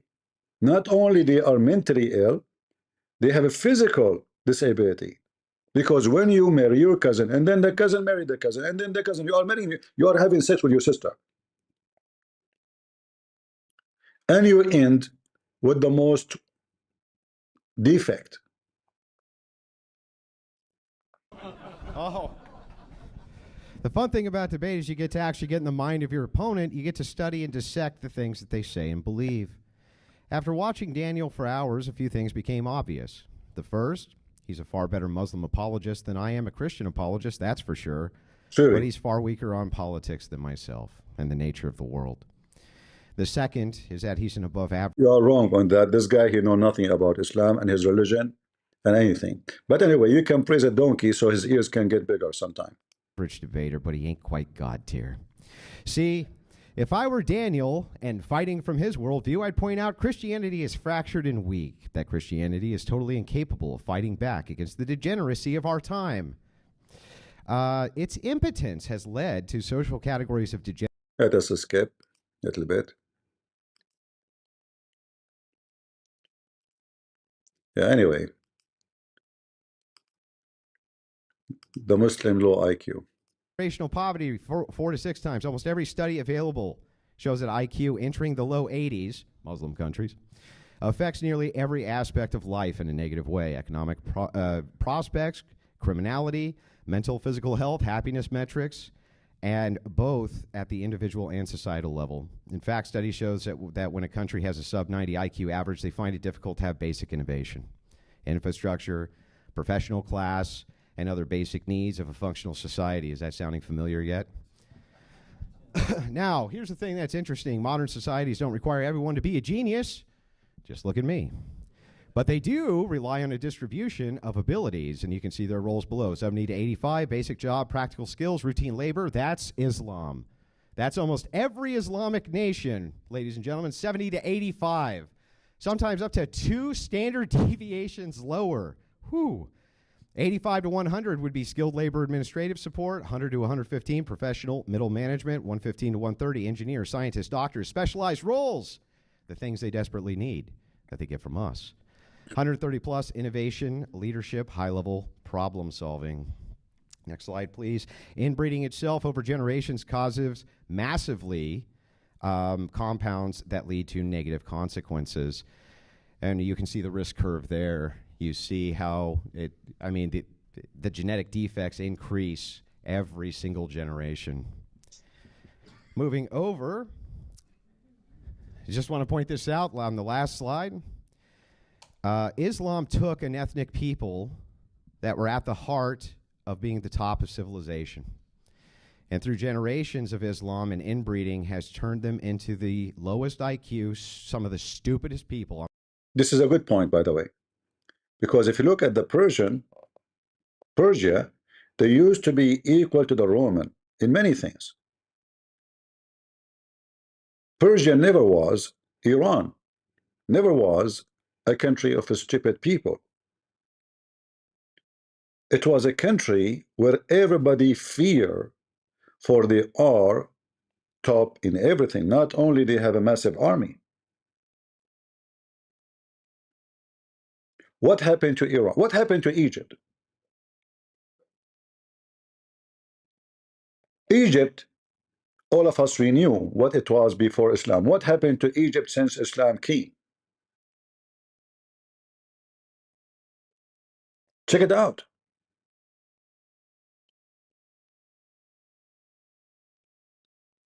How we can compare Egypt before Islam to Egypt after Islam? Who is the one who built the biggest library in Egypt in the world? Alexandria. With the city of Alexandria, Alexander the Great. What the Muslim did to it? They burned the books to cook on them. The biggest library in history is gone because of the faith of Islam. Right? Abdul saying Greek was once great, but after Christianity became what? Became a greater. Why? Because Greek, before Christianity, they were focusing in philosophy. Greek, after Christianity, became a great kingdom. In case you do not know, you're an idiot. Who said to you Greek disappeared or became a shrink because simply of a Christianity? It's the opposite. It became a great kingdom. All the art you see around you, like the most popular, well-known church in the world, is built by who? By the Muslims? It's built by the Christians, and now it is in Turkey. If you call a city Istanbul, which is Islampol, what this is Constantinia. Who is the one who built? Can you build a city like this? You cannot. Well, those are the Greek people, Betito. What happened to them after they became Christians? Can we compare Greece to any Muslim country? Can we?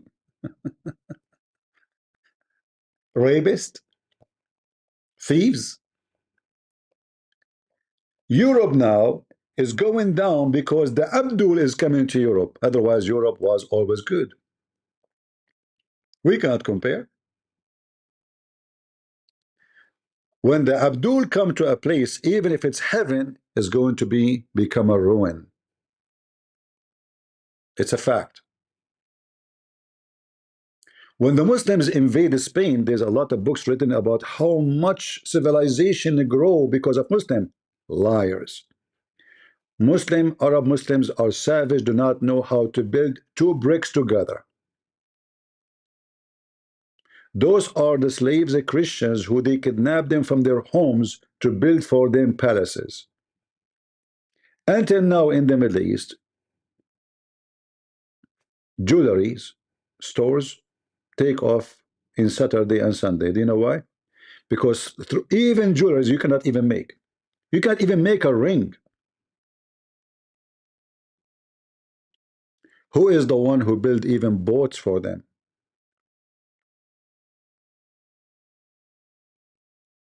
Go and read Ibn Khaldun. Ibn Khaldun is a Muslim.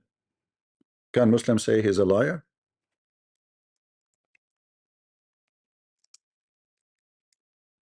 He explained to you that the Arab Muslims, the Bedouin,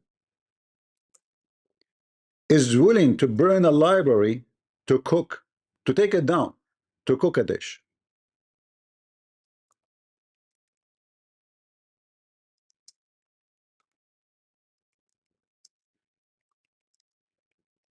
Let me see if I can find the reference for that.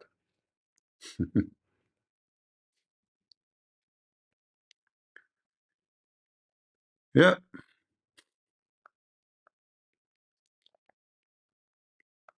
Ibn Khaldun.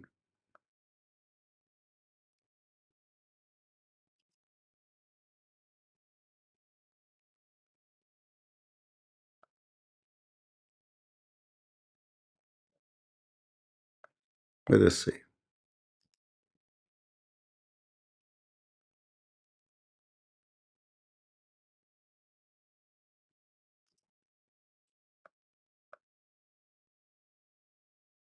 Hmm.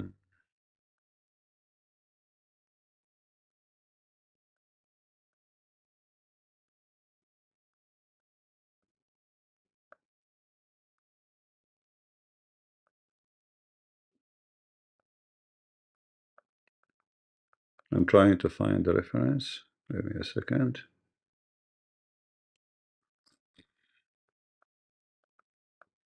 I'm sure you can find it yourself, you know. Uh,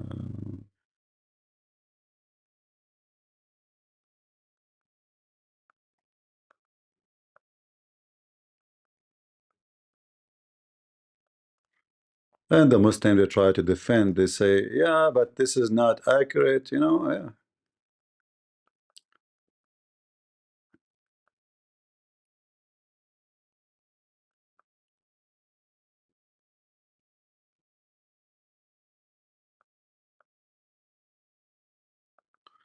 Yeah, when you type his name, you get a lot of, you know, search.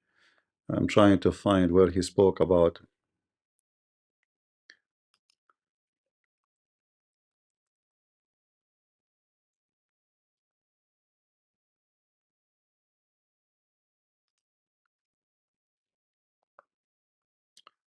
Let us see.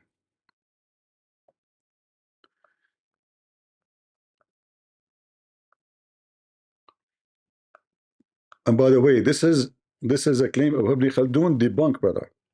The Muslim, they can debunk anyone, even Ibn Khaldun.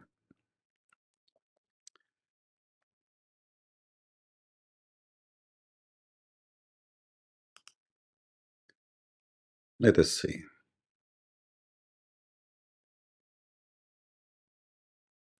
Where is Ibn Khaldun words?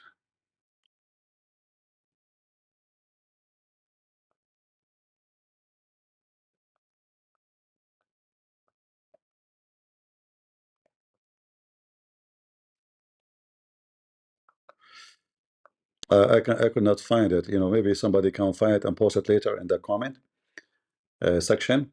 Anyway, you will. Yeah, we are not making things up. You will find Ibn Khaldun saying it clearly that the Arab, they are willing to burn a library, and that's what they did in order to cook, in order to eat.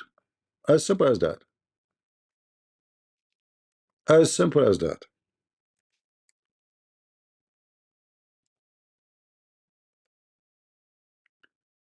Uh,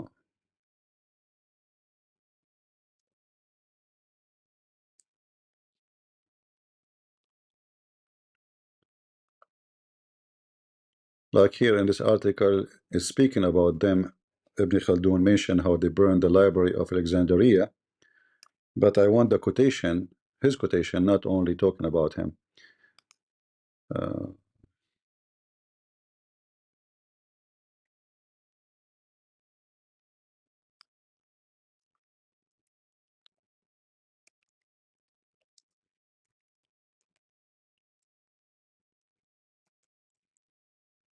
let us see.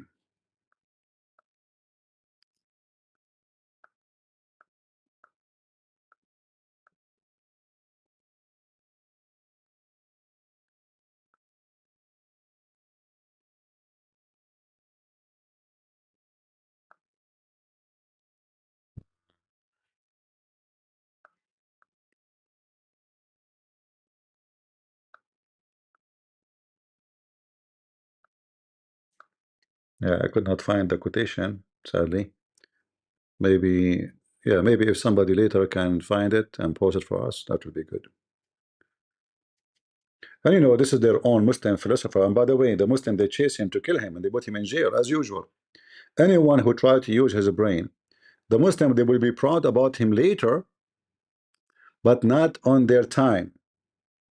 Because now they will say, oh, he's a philosopher. So look, there's even the foreigner they speak about him. But they will not tell you that we always want to kill those ones. If someone of us is smarter than the rest, he is going to be accused to be kafir, an enemy to Allah. In fact, every one of their scholars either end killed or end in jail. The second he starts using their brain, he will end at jail. As simple as that.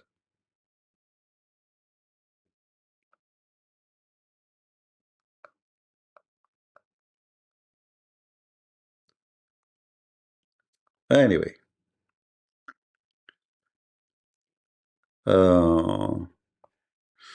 let us continue. On planet Earth, literally.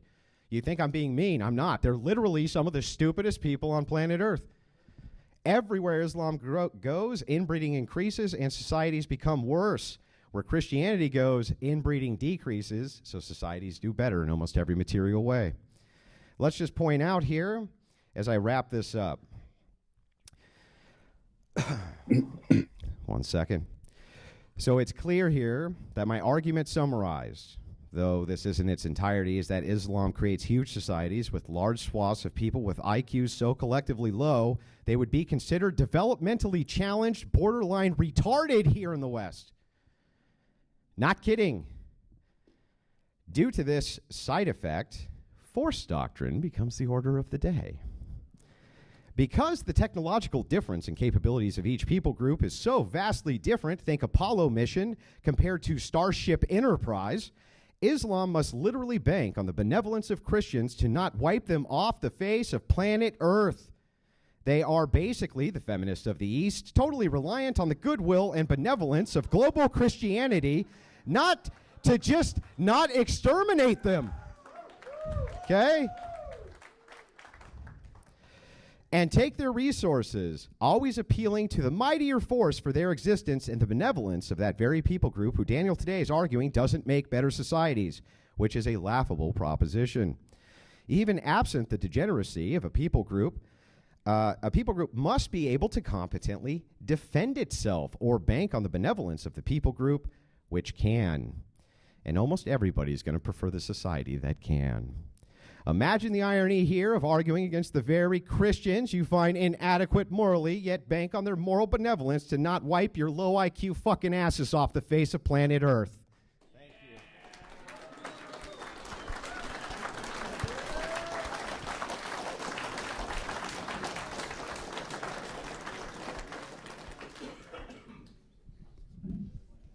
Thank you very much for that opening as well.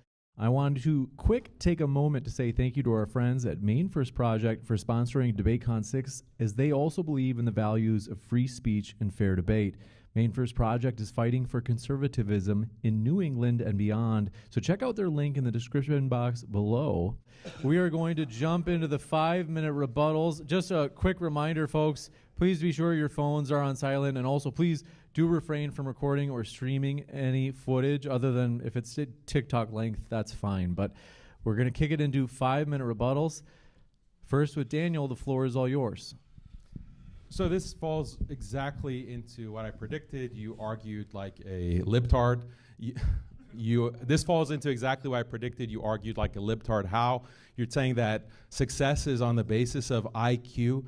Well, how are you going to argue tomorrow when you debate with an atheist that Christian IQ is higher than secular atheist IQ? In fact, the atheist IQ is much higher than Christian IQ. So your entire standard for judging Islam applies just as much to Christianity. And tomorrow when you're debating the atheist, you'll have to concede that your Christian religion is associated or correlated with lower IQ. Therefore, atheism or secularism is better for society because it raises IQ.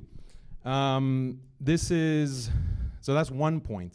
Point number two, where in the Bible does it restrict cousin marriage? This, as you acknowledged, is a later papal decree. It was not a part of Jesus' teachings. Jesus didn't come out and say, hey, if you want to have a successful society... Those of you in the audience, I do want to ask you to keep it down so we can hear the speaker. Jesus didn't say, oh, hey, if you want success and you want to have a prosperous society, you shouldn't marry your cousin. Jesus never had this apparently essential Christian teaching that is the key to success on earth. That's your whole argument against Islam, and it's found nowhere in Jesus' teachings. It's found nowhere in the early church fathers' teachings. This is something that came later.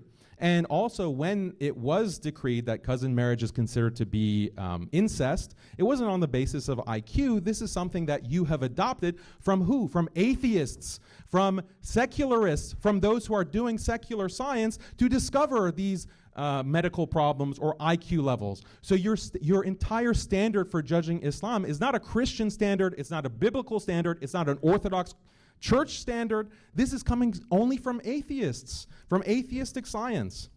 Second of all, if IQ is such end-all be-all, Christian societies, if you bring up a country list of countries by IQ, many Christian countries are on the bottom there. I don't know if you consider them to be true Christians because they're not white, but they're also at 80 IQ, 70 IQ. Look at sub-Saharan Africa, look at Latin America, look at the Philippines. It's also comparable with Muslim countries. Do you consider them to be Christians or not? Also, go back to the Middle Ages. IQ was much lower in the Middle Ages in Christian societies. Why that has changed is because of the Flynn effect. IQ has increased globally across the world because of the Flynn effect. So if you have a problem, again, with lower IQ, look at medieval or Middle Age Christian societies. And also, here's another big problem. IQ is also linked with race. So if you want to prioritize high IQ, you should discourage interbreeding between races. Why should higher average IQ from Asians or whites or Jews or whatever race that has a higher...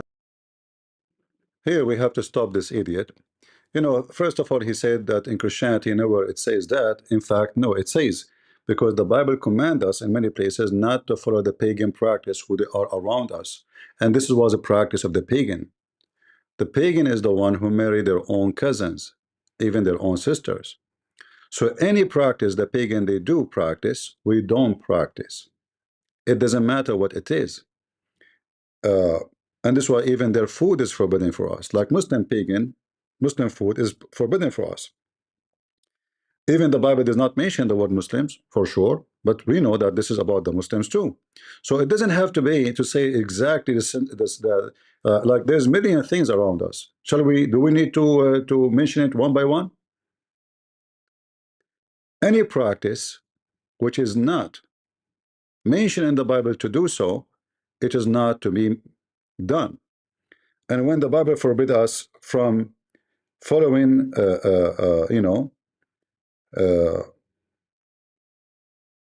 paganism practice, then we should not. And now, if we go to the Old Testament, actually, we have we have verses in the Bible speaking about some Israeli committed sin against God by doing so. So already we know that this is not right. We do not need to have a verse saying specifically this you should not do. It's very simple. When the Bible says the man he leave his parents and he will be ikhad with other women, a strange woman. A strange woman is not his cousin. In the old days, we understand that family is, like population is small, and like, we know that Adam children, they marry their sisters. I mean, their sisters, not their cousins, because there's only one man, one woman. And then the population, start getting increased. So we have already, from the beginning, we have something we call it incest today. But what the excuse for it now? The Quran commanded Muhammad to F his cousins from his mother's side, from his father's side. So while you are saying that it's not from the Bible, it is. It is.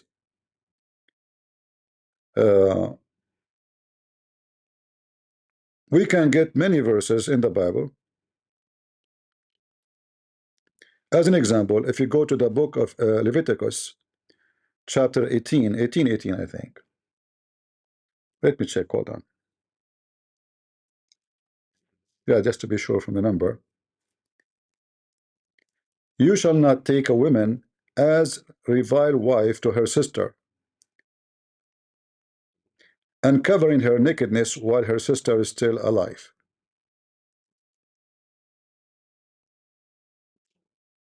This is, we are talking about thousands of years ago.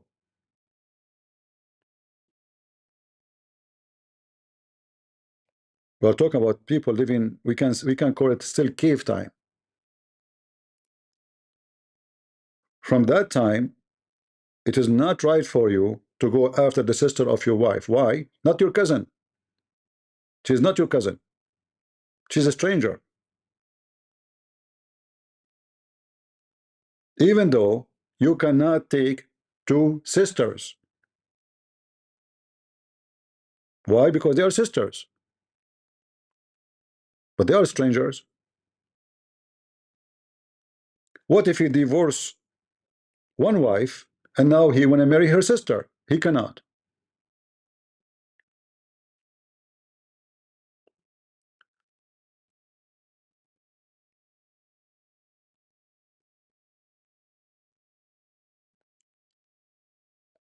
When the Muslims speak about what is right, what's wrong, your Quran dictate to Muhammad to have sex with his cousins.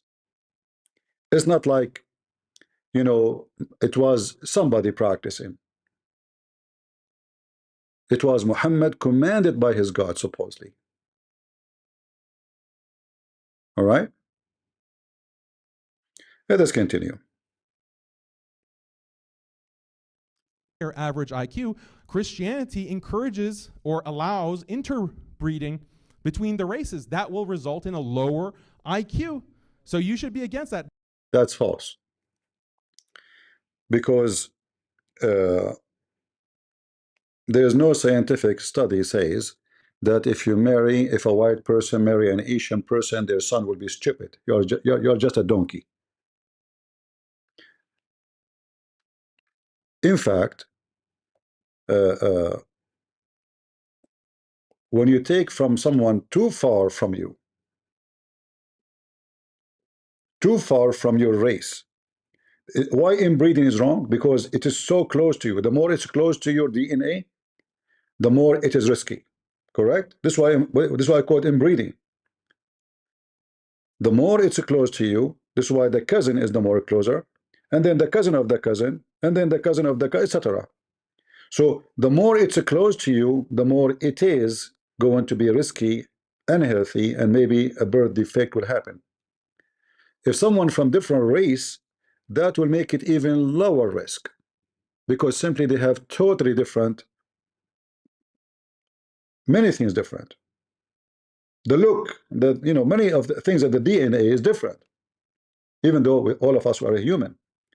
So the inbreed is simply the more close to you, the more risky it is, not the opposite. And here that prove that in Christianity, when we say we should not marry a cousin, that's because we are not about a race. One of the behavior of marrying your cousin is being racist. Like my cousin is better than the rest. We want to keep the business in the family. We want to, this is always about family. It's us. The strangers cannot get in. It's racism. There's a stranger and there's a family member. The family member, he should F this woman because she is a family member. A stranger should not. And that caused a big problem with the inbreeding. Because that's going to, over time, lower the average IQ of society. So that should be something that you need to oppose to be consistent. Interracial marriage or interracial breeding should be contrary to your point or contrary to your position. Also, yeah, I mean, I'm just shocked that your entire argument about why Christianity is better than Islam is a cousin marriage argument. That's like shocking because it just works so far against you. So if IQ is the end all be all of what makes a society good, then Christianity loses to atheism and secularism. Like case closed. So like I don't. That can be debunked easy. How many atheists are scientists and how many believers Christians are scientists and how many Jewish believers are scientists? You are just a stupid idiot. Correct? We can check out. Is the atheist the most like scientist people? Do we have a massive number? Like what is the biggest name in history for science? We will find that they are Christians or Jews. What is the Muslims?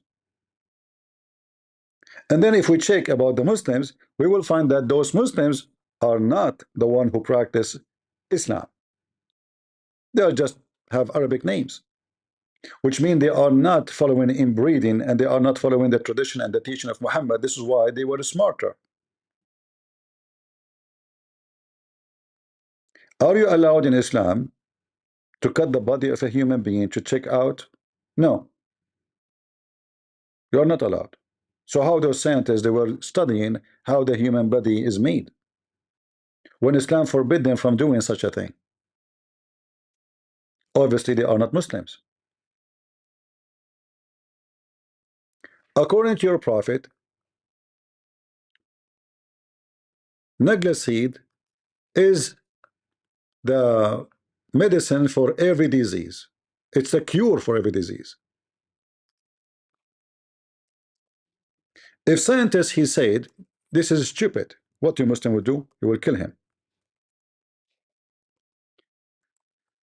So the Islamic science cannot exist opposing so-called Muhammad science. So if I am a scientist who study and get the highest degree in the world of science, in medicine, whatever, can I say this is stupid? I will be killed immediately. Is it true that the black common have cure? Is the cure of every disease, any disease, except death, according to your prophet? Death is a disease, which is stupid. Since then, death is this, which means he's saying to you, he can recover you, but if you're dead, that's it. We cannot bring the dead back. Is that science? We know that all seeds, they have benefit, all seeds, but the Nagda seed have a cure for every disease. So why you Muslim shut down, during Corona, and what about the plague was killing people in Mecca left and right by tens of thousands? Huh? As long you have the Nagla seed, just take Nagla seed. Is Muhammad an educated person or he's a donkey? And by the way, he claimed that his knowledge is coming from Allah. This is Al-Bukhari speaking about Muslims. They were dying rapidly because of a disease. And the funny Muhammad, he claimed that a plague will not enter Mecca or Al-Medina. And right after he died, the plague entered the two cities, and Muslims, they were dying by thousands. As you see, funeral after funeral, one after one, non-stop, all day long.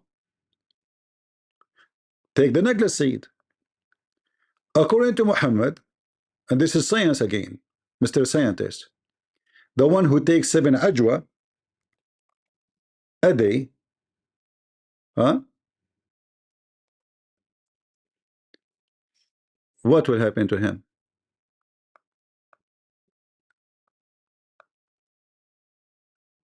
He will never get sick. And no black magic can affect him. Now, not to mention that black magic is a joke.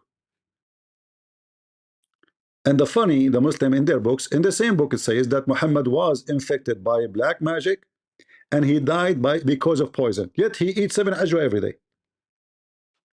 And why 7? What about we eat 8? What if it is 6? Is that science? So here you see how the stupid teaching of Muhammad can destroy the life of many, because many, now they get sick, they take 7 ajwa or they take necklace seed and they think that's it, they are going to be healed. Right? What about a man? He came to Muhammad, he told him, my brother is so sick. Okay. Muhammad did not even ask him the same, no, he just told him, tell him to drink honey. Okay. The guy, he went, he told his brother, drink honey. He came back and he told him, oh Prophet of Allah, he's getting more sick. Muhammad, he told him, tell him to drink honey. Okay. The man, he came again. He said to him, he's getting more sick. And again, the third time, he came for the third time. And Muhammad said to him, let him drink honey. He insists. He returned and he said again, I have done that. The Prophet said, then, Allah has said the truth and your brother's stomach told a lie. And then the Muslim, they add later saying, so he made him drink honey and he was cured. The guy would not dare to come back. Omar was going to kill him.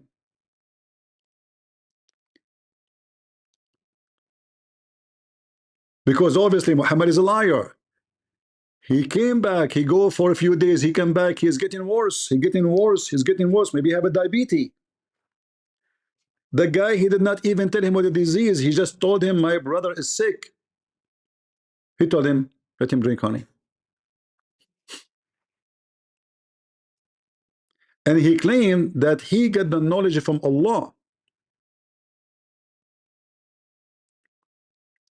And then because the guy is not recovered, your brother's stomach is telling a lie. Have you ever heard of a stomach making a lie? And according to the story here, so he made him drink honey and he was cured. Really? When? He did not come back to report. It says here he came for the third time. And this is what he said. Where it says he came back and it was a cure? Nobody. Nowhere. The guy never came back because he will be killed. He just made Muhammad so angry, accusing his brother stomach of lying. Imagine a doctor, you go to him, he says, my stomach, oh, it's, you know, your stomach is lying. Oh, doctor, I have pain. Oh, you're a liar. Liars come back. Allah told the truth. That is very scientific. Right? And this guy talking about science and scientific. And what make it more funny, he agreed that his religion make people stupid. And many Christian societies are low IQ, as in the same way as certain Muslim countries. The thing about the difference between me and you is my values are based on marriage, family, traditional values of that nature, not Liar, you have none. We exposed that. atheistic values of IQ and intelligence. We're going to jump into Andrew's rebuttal as well. The timer is set for you. 5 minutes, Andrew. Libtard value. Don't fuck your first cousin. Libtard. Sorry, guys, for the Let me language. just point out that Daniel Haqiqatjou didn't actually rebut any of my arguments, not a single one. My argument was simple, and I'll repeat it here again. The argument is that your society has to rely on the benevolence of mind to exist because of your general IQ. You see, remember how I told you the 70 to 85 is basic jobs, practical skills, routine labor? That's most Muslim societies, sir. Doesn't matter if you point out two exceptions to the rule. Even in those societies in which Christians have a lower IQ, guess what you find? Their interbreeding rates are going down, and when you compare them to the same Arab population where they're inbreeding, that section of the population, the IQ is always lower. So what's my argument here? In fact, you know, I am from the Middle East. I'm born there. Christians are the top doctors, the top engineers, the top lawyers, the top in everything have to do with education. If you go to any university, you will see that the biggest number of students are Christians, even though they become small in population. If you go to the jail, you will find that the biggest number in jail are Muslims, even in France. Am I lying? Check the jail. Check the university. In the same society, in the same country, in the same street, those who they are Christians are the top in education.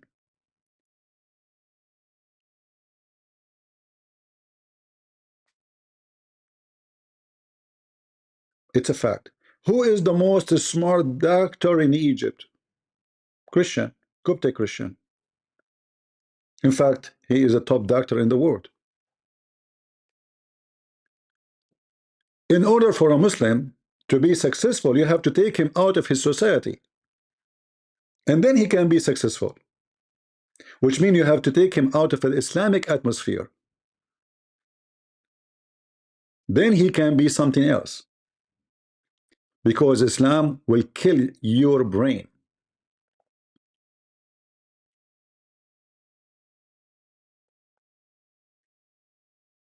Why 10 million Jews? They have way more Nobel Prize from all the Muslims together, who they passed the 1 billion long time ago. You need to explain.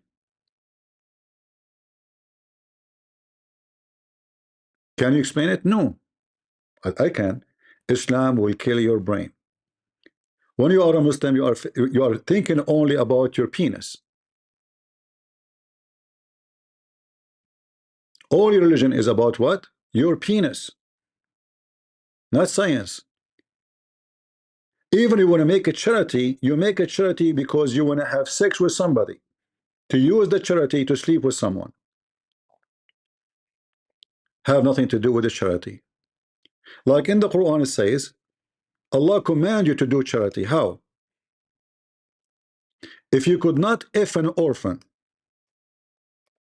What? If you could not F an orphan, okay, F 2 and 3 and 4. This is a charity.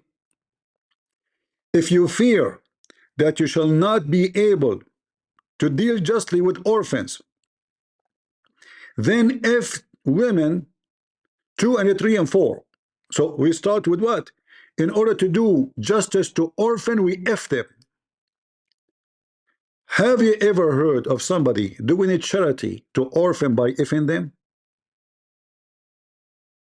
The word here marry does not exist.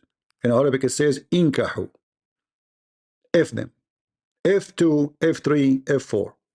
So if you could not do good by Fing the orphan, what kind of a prophet he encouraged you to F an orphan?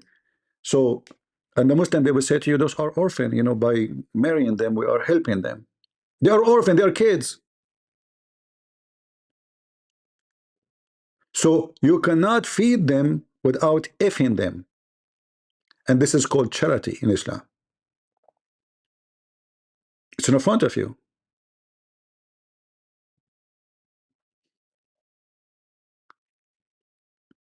Go back. My argument is that Christian societies are better because they lower inbreeding, which collectively takes your IQ so far down the rabbit trail that you end up having to beg the higher IQ individuals for protection from them. You have to bank on their benevolence. Imagine this guy is banking on the benevolence of Christians who have a high enough IQ to basically eradicate all of the Middle East. There's nothing they can do about it. And they're banking on that benevolence while telling you all that you're immoral. You're immoral. This is not an atheist argument. Far and away. Well, the argument here is based around what it is that we're discussing. And what are we discussing? Which makes for better societies, right? Christianity or Islam? How can you claim you have better societies, sir, when half of your societies are so inbred, their IQs are like borderline retarded? How? How could this possibly be of benefit? And you know what they do when they go to other countries? They keep doing it. They keep doing it. Now he says, well, if you value IQ more than all other values, who said anything about that? The debate is not about that. It's about which makes for better societies. Now, which society would you rather live in? Would you rather live in a society of donkey pull cart, right? Donkey pull cart, because we're not smart enough to make car. We're not smart enough to even have infrastructure because we're at 70 IQ, 80 IQ, borderline. By the way, Emirat, they made their first fighter jet. But the engineers are not from Emirat. The one who put the screws are not from Emirat. The engine is not made in Emirat. The wings are not from Emirat. The chips is not from Emirat. So what is from Emirat? And then they will say to you, it's made in Emirat. That is a joke.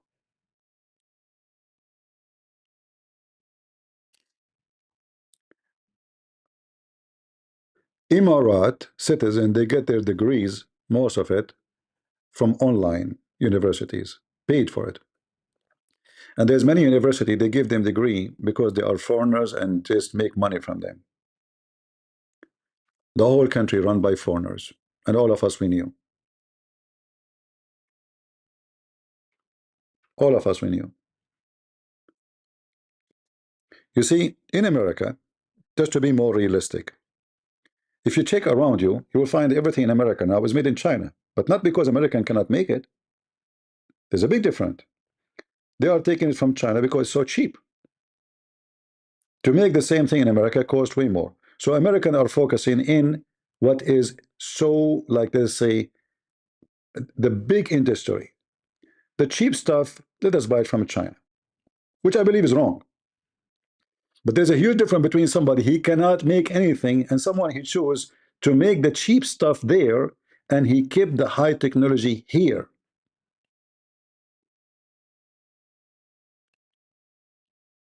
Even China, they do not know until now how to make an engine for the space. They used to buy it from Ukraine.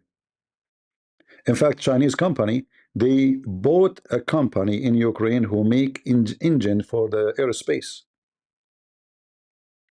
And then the Ukrainian government, they cancel the sales. When you Muslims can make an engine, can Turkey make an engine? Can you? Which country?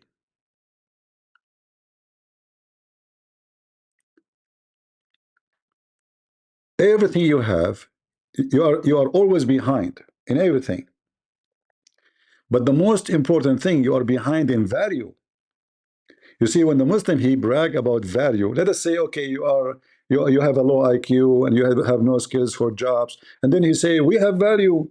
At least we value good things like respecting our parents.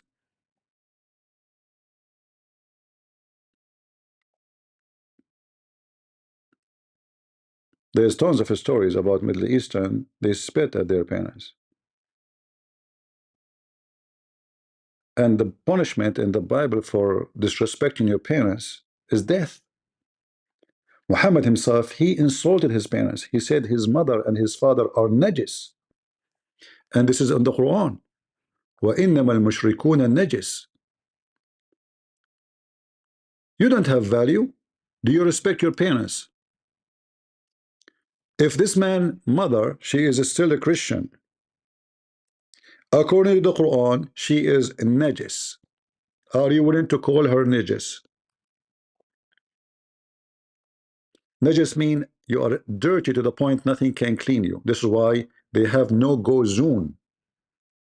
No go zone. And you are talking about better society? Muhammad, he said, and let us see the value. He's talking about value, right? Muhammad, he said that women are Satan.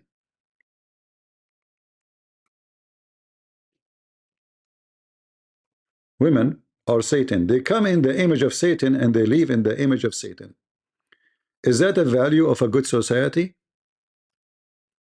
Who is willing from the Muslim to print this in the top of his mother's grave or his mother's bed? Who is willing? Look how great the society of Muhammad. Muhammad was sitting with his friends. A woman walked by. Muhammad kept staring at her butt until his penis getting excited. So he go to his wife. Look how filthy he is. He's sitting with his friends. He could not wait. He go to his wife. He forced her into sex. She was doing leather tanning, which means she is dirty. She's stinky. You know, leather tanning is very sweaty job. You can check it out how they do it. And then Muhammad, he came back to his companions to explain what happened to him. Where you go? He said the women advances and retire in the shape of the devil. So when a man, one of you, sees a woman, he did not say don't look at them. He says sees a woman, look at them, look. But when you look, he should go to his wife, for that will repeal what he feel in his heart. So now he is admitting that he is being satanic, looking at a woman she is not his. Yet he claimed that the woman is the devil, but the woman did nothing. She is wearing a burqa, and this is telling you that the Islamic burqa did not stop the pervert Muslims from being pervert. Was she wearing a bikini in Mecca? No. Was she naked? No. She was wearing a short skirt? No. A woman, she did nothing. She just walking down street. So when you speak about value, you donkey, this is your value, that your mother, she advanced in the shape of a devil and she retreat in the shape of a devil. That is the value of your religion. And that cannot be a value of any good man. Because women is your mother first, and your sister second, and your wife third, and then your daughter later.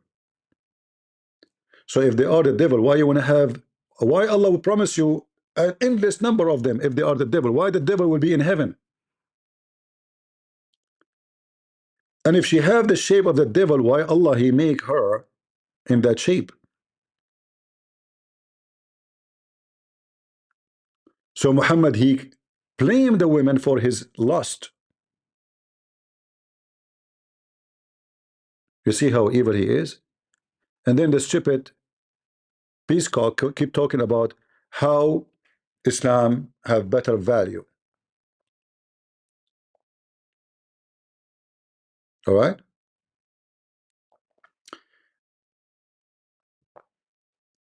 A big failure to answer.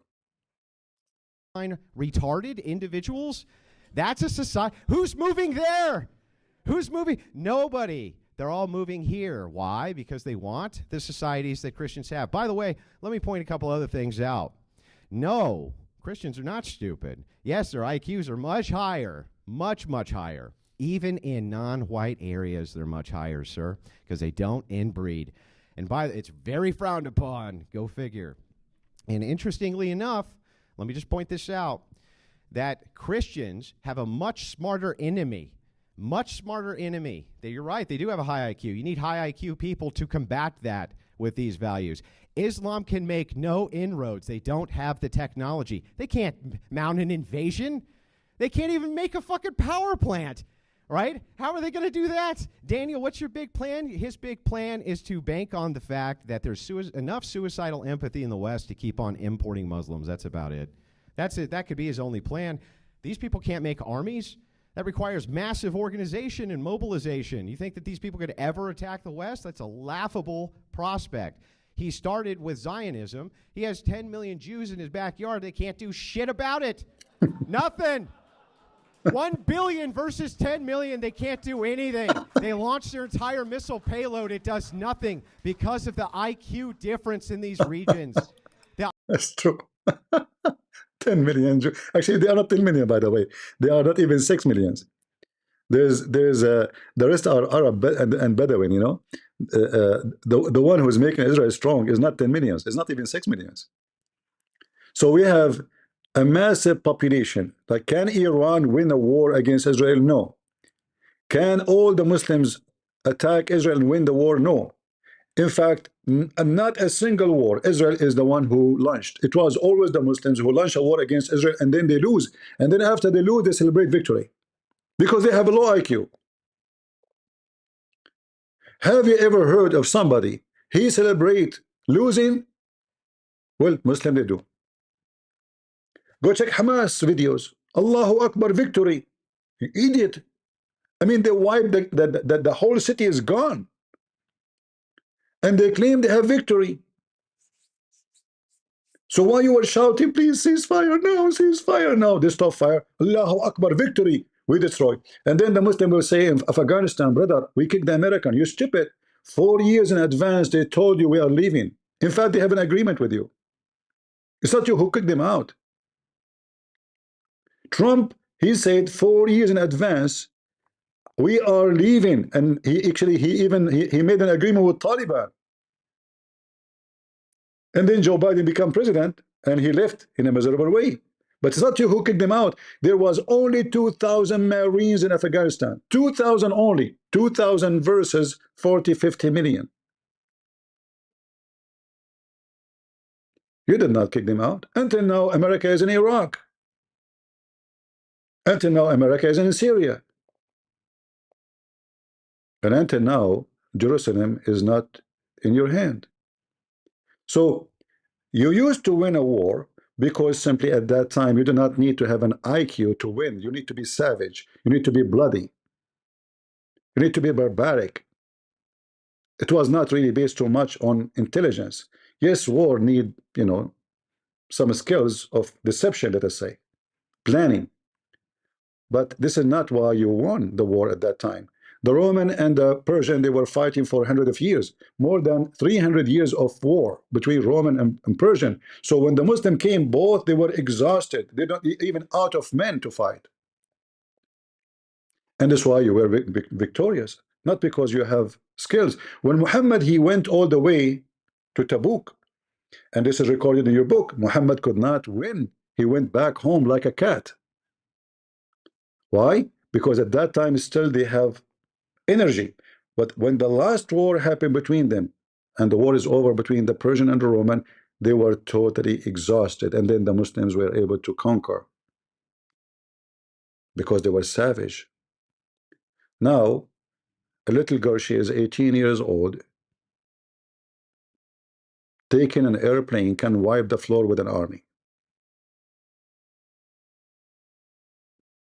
A little girl wearing her lipstick, she can sit behind the computer and she can shoot your ass using a drone.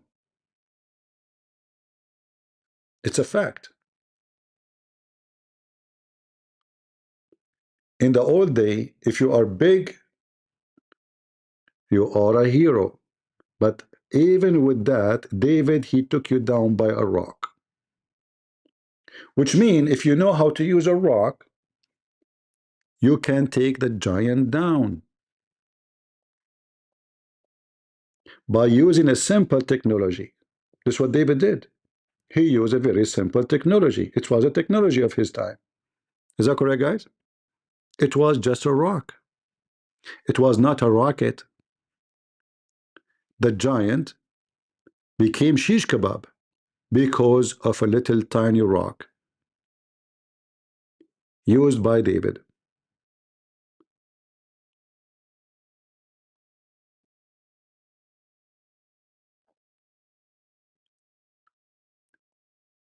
What we can do?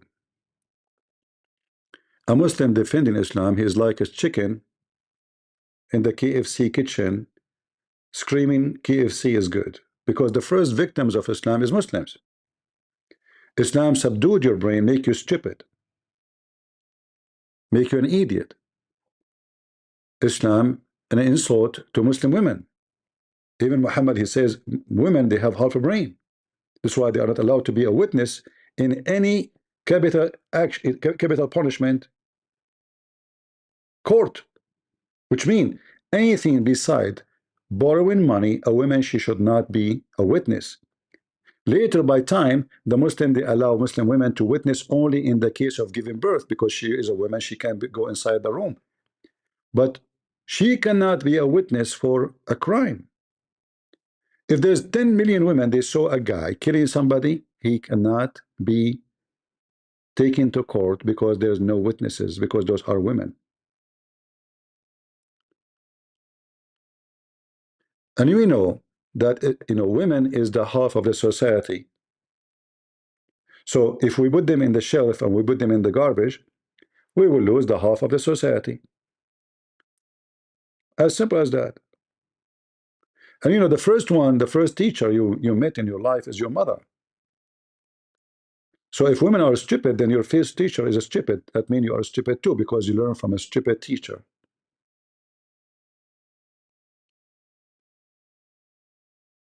Muhammad, he put all women in one category, they are stupid. But this is not true. There is stupid women, there is a smart women, there's a stupid man, there's a smart man. And I have to say, all of you Muslims are stupid. Why? Because you believe in Islam. I have a proof. You believe that somebody can take hair from your anus and control you. You must be stupid. You believe that Shaitan, he take hair from your anus when you pray, and he will not stop until he make you fart and he hear it and he smell it. That me believe that you are so stupid.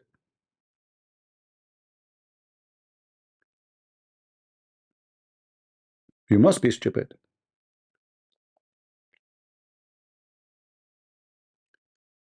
You believe that if a fly fell down in the soup, it's healthy. You believe in drinking camel urine, and you claim that camel urine is healthy and drinking wine is bad. You must be mentally ill.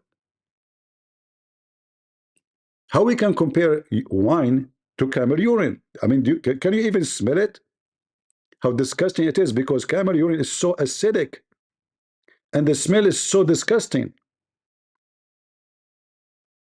The only nation who drink piss and forbid wine is Muslims. Even they fought over their private piss, his private boogers. You must be stupid to fight over a booger. Even you fought over the dunk and the shit of the camel of Aisha. And the Muslim, they make videos about it.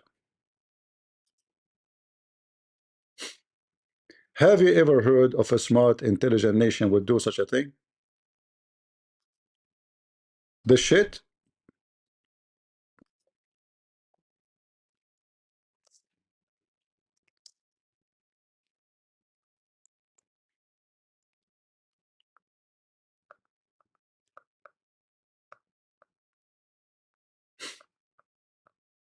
The shit of Aisha camel. Aisha camel shit is a holy shit. And you have no shame to make a video and a movie. You spend millions of dollars to make a movie about the shit of Aisha camel. It must be beautiful. Where is the movie? Actually here, this is the movie. I don't want to play it because last time they give me copyright flag. Here we go. This one. They are gathering around the camel of Aisha, waiting for the camel to shit, you know.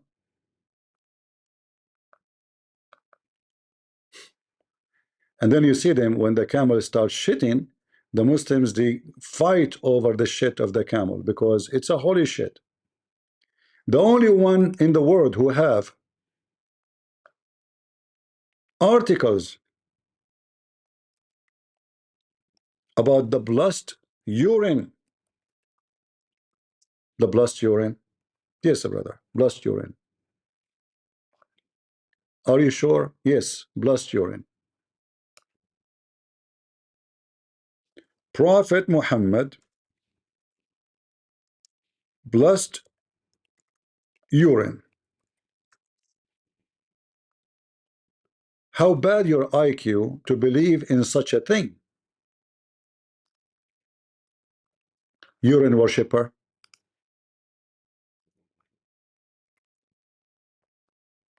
Read the title of the article. The benefit of drinking the blessed urine of the Holy Prophet. No other person in history has had so many blessings bestowed on him, such as were bestowed by Allah. Subhanahu wa. Have you ever heard of somebody say Subhanahu wa ta'ala to his God? But anyway, people do not know what that means. It's laughable. You make Allah high now? Ta'ala, he's arrogant. One of the names of their God, by the way, is arrogant, al-mutakabbir. On our beloved Prophet, if the kuffar were of even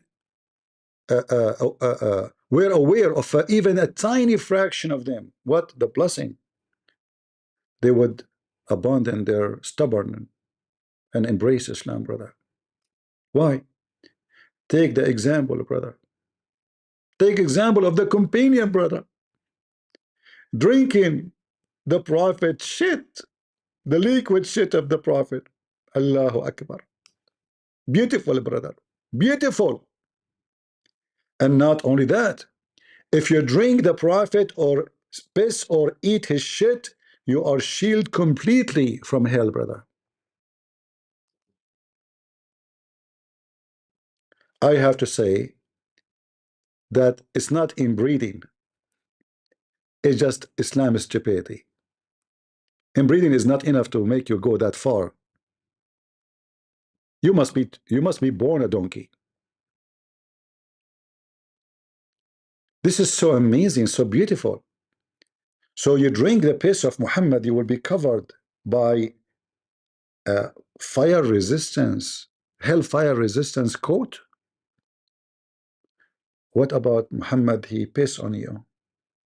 What that will coat you from what? Bullet or BG?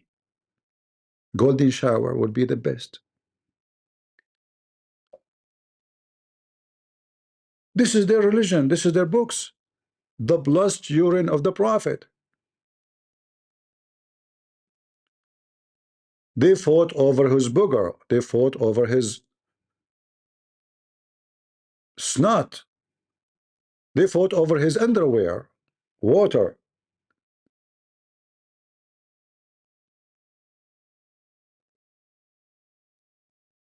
And those kuffar, stupid kuffar, they don't understand how much amazing is to drink the piss of the Prophet.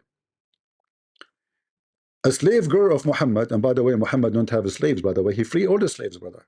But those are slaves, just, you know, volunteer slaves, and they are black. As Bara, the slave girl of Salama, every one of his wives, she have tons of slaves. She drank it, lucky. It was her lotto day. Muhammad, he came to the shit container. He says, where is my shit? Bara, she said to him, oh Prophet of Allah, I drank it. He told her, oh shit, you did? Okay, good news for you. Okay, good news. Listen carefully. Now the hell, heaven, fire will not touch you. Okay? And now Zakir Naik, he have something to say about it. Hello? Get a breath. First of all, according to scientific study, according to who? To scientific study. Okay. It said that the peace of the prophet is very powerful. Okay, what is the scientist study says? Can you enlighten us? Get a breath. First of all, those the Japanese, those what? The Japanese, you mean Japanese? Exactly. They said that this is very true. Like, okay, you say to me very true. Like how it's very true. Like did they even have the piece of Muhammad to study it? You know, give them breath. Allah never leave us without peace. So always we have something left of Prophet Muhammad. Like what? As an example, we have the hair of the Prophet. You mean the hair is from his butt? Get a breath, behave yourself. We don't know if it's hair from his butt or it's from his arm. Okay. Is it true that you call it the holy hair of the holy prophet? Exactly. How the hair is holy? I mean, it's a hair and it's coming from his butt. Get a breath. It doesn't matter where it's coming from. It is the holy hair. You like it or not? Okay, now we go back to the topic. So how the Japanese prove that this is true, that the piss will protect you from fire? Very simple. First of all, ask your wife to piss on you. I'm not married. Okay, I did ask my wife to piss on me. Okay, what will happen? And then she set me on fire. And what happened? The hospital. What? Where are you? I am in the hospital for third degree burning.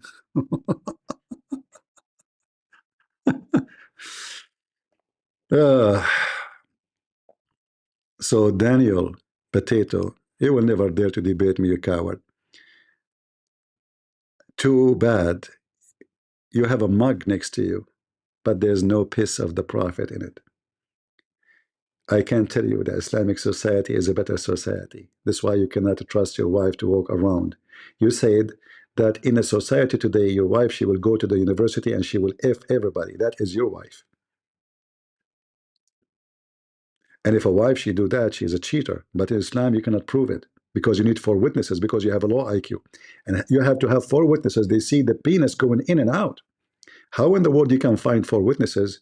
So your wife, she can sleep with everybody, and you cannot even open your mouth about it because if you do, they will lash you 100 times or 80 times, depending on the ruler. Why? Because you accuse your wife falsely. You could not provide 4 witnesses who can see, who did see the penis going inside your wife's vagina. Is that a high IQ or a stupid IQ? So if your wife wearing a skirt and she jump in the top of the man having sex in such a position, and even if there's 10 million people watching, they will never see his penis going in and out. You get screwed. I mean, sorry, your wife gets screwed then. And you are watching and you can do nothing about it. In fact, a Muslim man who knows his wife is effing everybody in town. She's the bike of the town. He came to Muhammad and he was afraid to tell him that my wife is doing this. So he said to Muhammad, if I find a man in the top of my wife, shall I ask him to wait to bring for witnesses? The Prophet said yes. Okay. Saab, he said, Ubadah said that the Messenger of Allah, what do you think? Prophet, what do you think if I find my wife with the man, should I give him some time until I bring for witnesses? The Prophet said yes. This is your Islamic society. And now the 4 witnesses, they have to see the penis going in and out. So if you come to the door, you try to open the door, the guy stand up. You see him naked, you see her naked, you saw nothing. There's no proof of fornication. And there's a story, famous story about the caliphate. They got him a woman and a man, they had sex together. And there's 4 witnesses. He asked the first one, did you see his penis going in and out, the same as a pin going in the inkwell? He said yes. He asked the same question for the second. He said yes. The same question for the third person. He said yes. The 4th one, he asked him, did you see his penis going in and out the same as a pin going in the inkwell? The guy, he said no, but I saw her feet around his neck and they were shaking like an ear of a donkey when he is running. Like what? He saw her feet around his neck shaking like a ear of a donkey when he's running. The caliphate says, beat them. There's no proof. There's no proof. Yes, because number 4, he did not see the penis end. He saw her feet around his neck. What's wrong with that? And they were shaking like the ear of a donkey. What's wrong with that? And we are watching you, Dawah. What's wrong with that? So 3 men, they saw the penis going in and out, like a pen going in the inkwell. And number 4, he saw her legs around his neck. According to the caliphate, with high IQ, there's no proof. So the woman, she got away with it. And the man who accused his wife, now they were going to beat him. They did beat him 100 times in his back, because he made a false accusation against a decent woman who only 3 men saw the penis going in and out. And number 4, he did not see fornication. Yes, it's true, her feet is around his neck. Well, he is Sadhguru, he is teaching her yoga. You never heard of yoga? He was, you know, like just pushing to make her legs flexible. It's a Hindu yoga. How that prove anything? Huh? This is your high IQ religion. Daniel, shish kebab hook, you are an idiot. And it doesn't matter how many videos you make to fix what happened, people are laughing at you.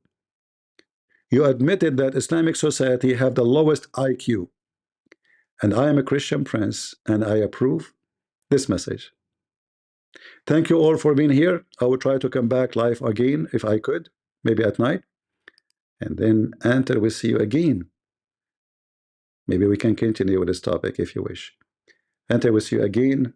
Always remember that with Jesus, you will not be a person who have a low IQ. With Muhammad, you are following the most dumb, idiot, stupid ever. Not only sexually he is obsessed, not only mentally proven by Muslim books that he have a mental issue. He imagined himself having sex, but in fact he did not. That is, go right now. Hold on. Let me ask you ChatGPT.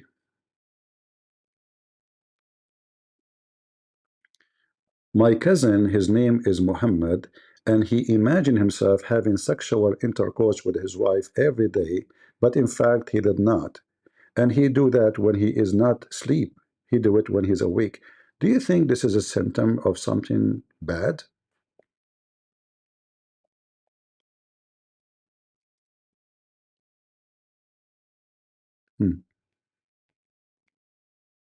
Let us see.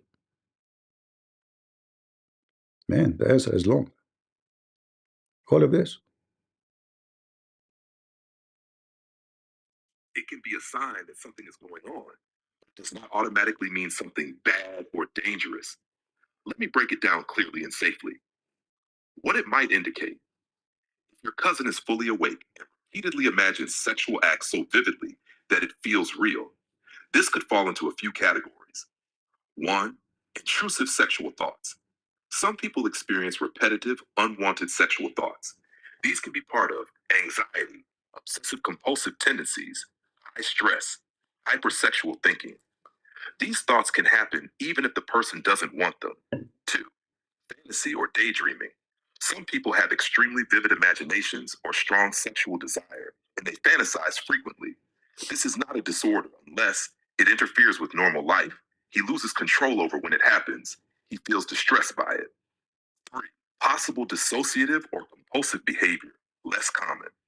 If he feels as if it is physically happening, loses connection with reality during the episode, can't stop it from happening, then it might be worth talking to a doctor, because those symptoms can appear in certain psychiatric conditions. But this is not something we can diagnose. Only a doctor can. When it becomes concerning, it becomes a problem if... Hold on. Let me add more information to what I said. He not only he imagined himself having sex with one, but he have more than one woman, and he imagines sex always when he's awake. In the same time, he imagined himself doing things have nothing to do with sex, yet he never done. So this is all happening during daytime, and he do not know that it is not real. So he go around and he tell people that he have done it, even though it past time, still he keep repeating that he have done that. What do you think? Is that something, maybe kind of illness?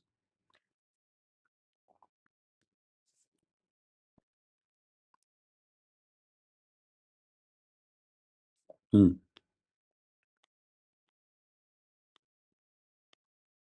So now we gave him more information to Dr. ChatGPT. Man, the answers keep going. What if this is an answer? This is a medical journal. Thank you for adding more details. That changes the picture significantly. And yes, it does sound like something that needs medical attention. Let me explain clearly and safely. This is no longer normal imagination or fantasy. What you describe includes three very important warning signs.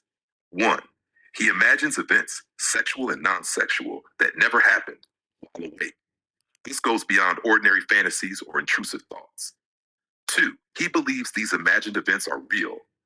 This is the crucial part. Losing the ability to tell imagination from reality is not normal and needs medical evaluation. Three, he tells others that these events happened, even long after. This means the false experiences have become fixed in his mind as real. What this could be, in general terms, I cannot diagnose him, only a doctor can. But these symptoms can appear in conditions such as delusional beliefs. Uh-oh. A person firmly believes things that are not true. Psychotic symptoms. Uh-oh. This includes misinterpreting reality, believing imagined events actually happened, sometimes hearing or seeing things that others do not. You didn't mention this, but the pattern fits early signs. Certain neurological or medical issues, severe stress, sleep problems, or some medications can also cause this, but usually not to this degree.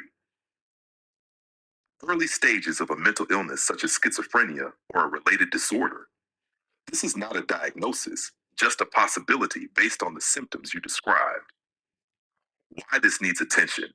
Because he cannot distinguish imagination from reality, and this is a major symptom that should be evaluated by a psychiatrist, or at least a primary care doctor who can refer him.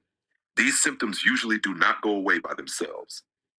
You are not saying anything wrong. You are describing classic warning signs. All right. So as you see, this is how Muhammad is. And then they are talking about better society. If your leader himself, he is mentally ill, how you even can trust him that he saw an angel if this guy in your book says he is always delusional? He imagines things happening. Even his sex is fake. Even his sex is fake. How you can trust him saying anything? He imagines things. He hear voices. You must be low IQ to believe Muhammad. So I want to say thank you guys for being here. May the Lord bless you. And until we see you soon again, always remember that God is good, so is Jesus. And we are the crusade. See ya.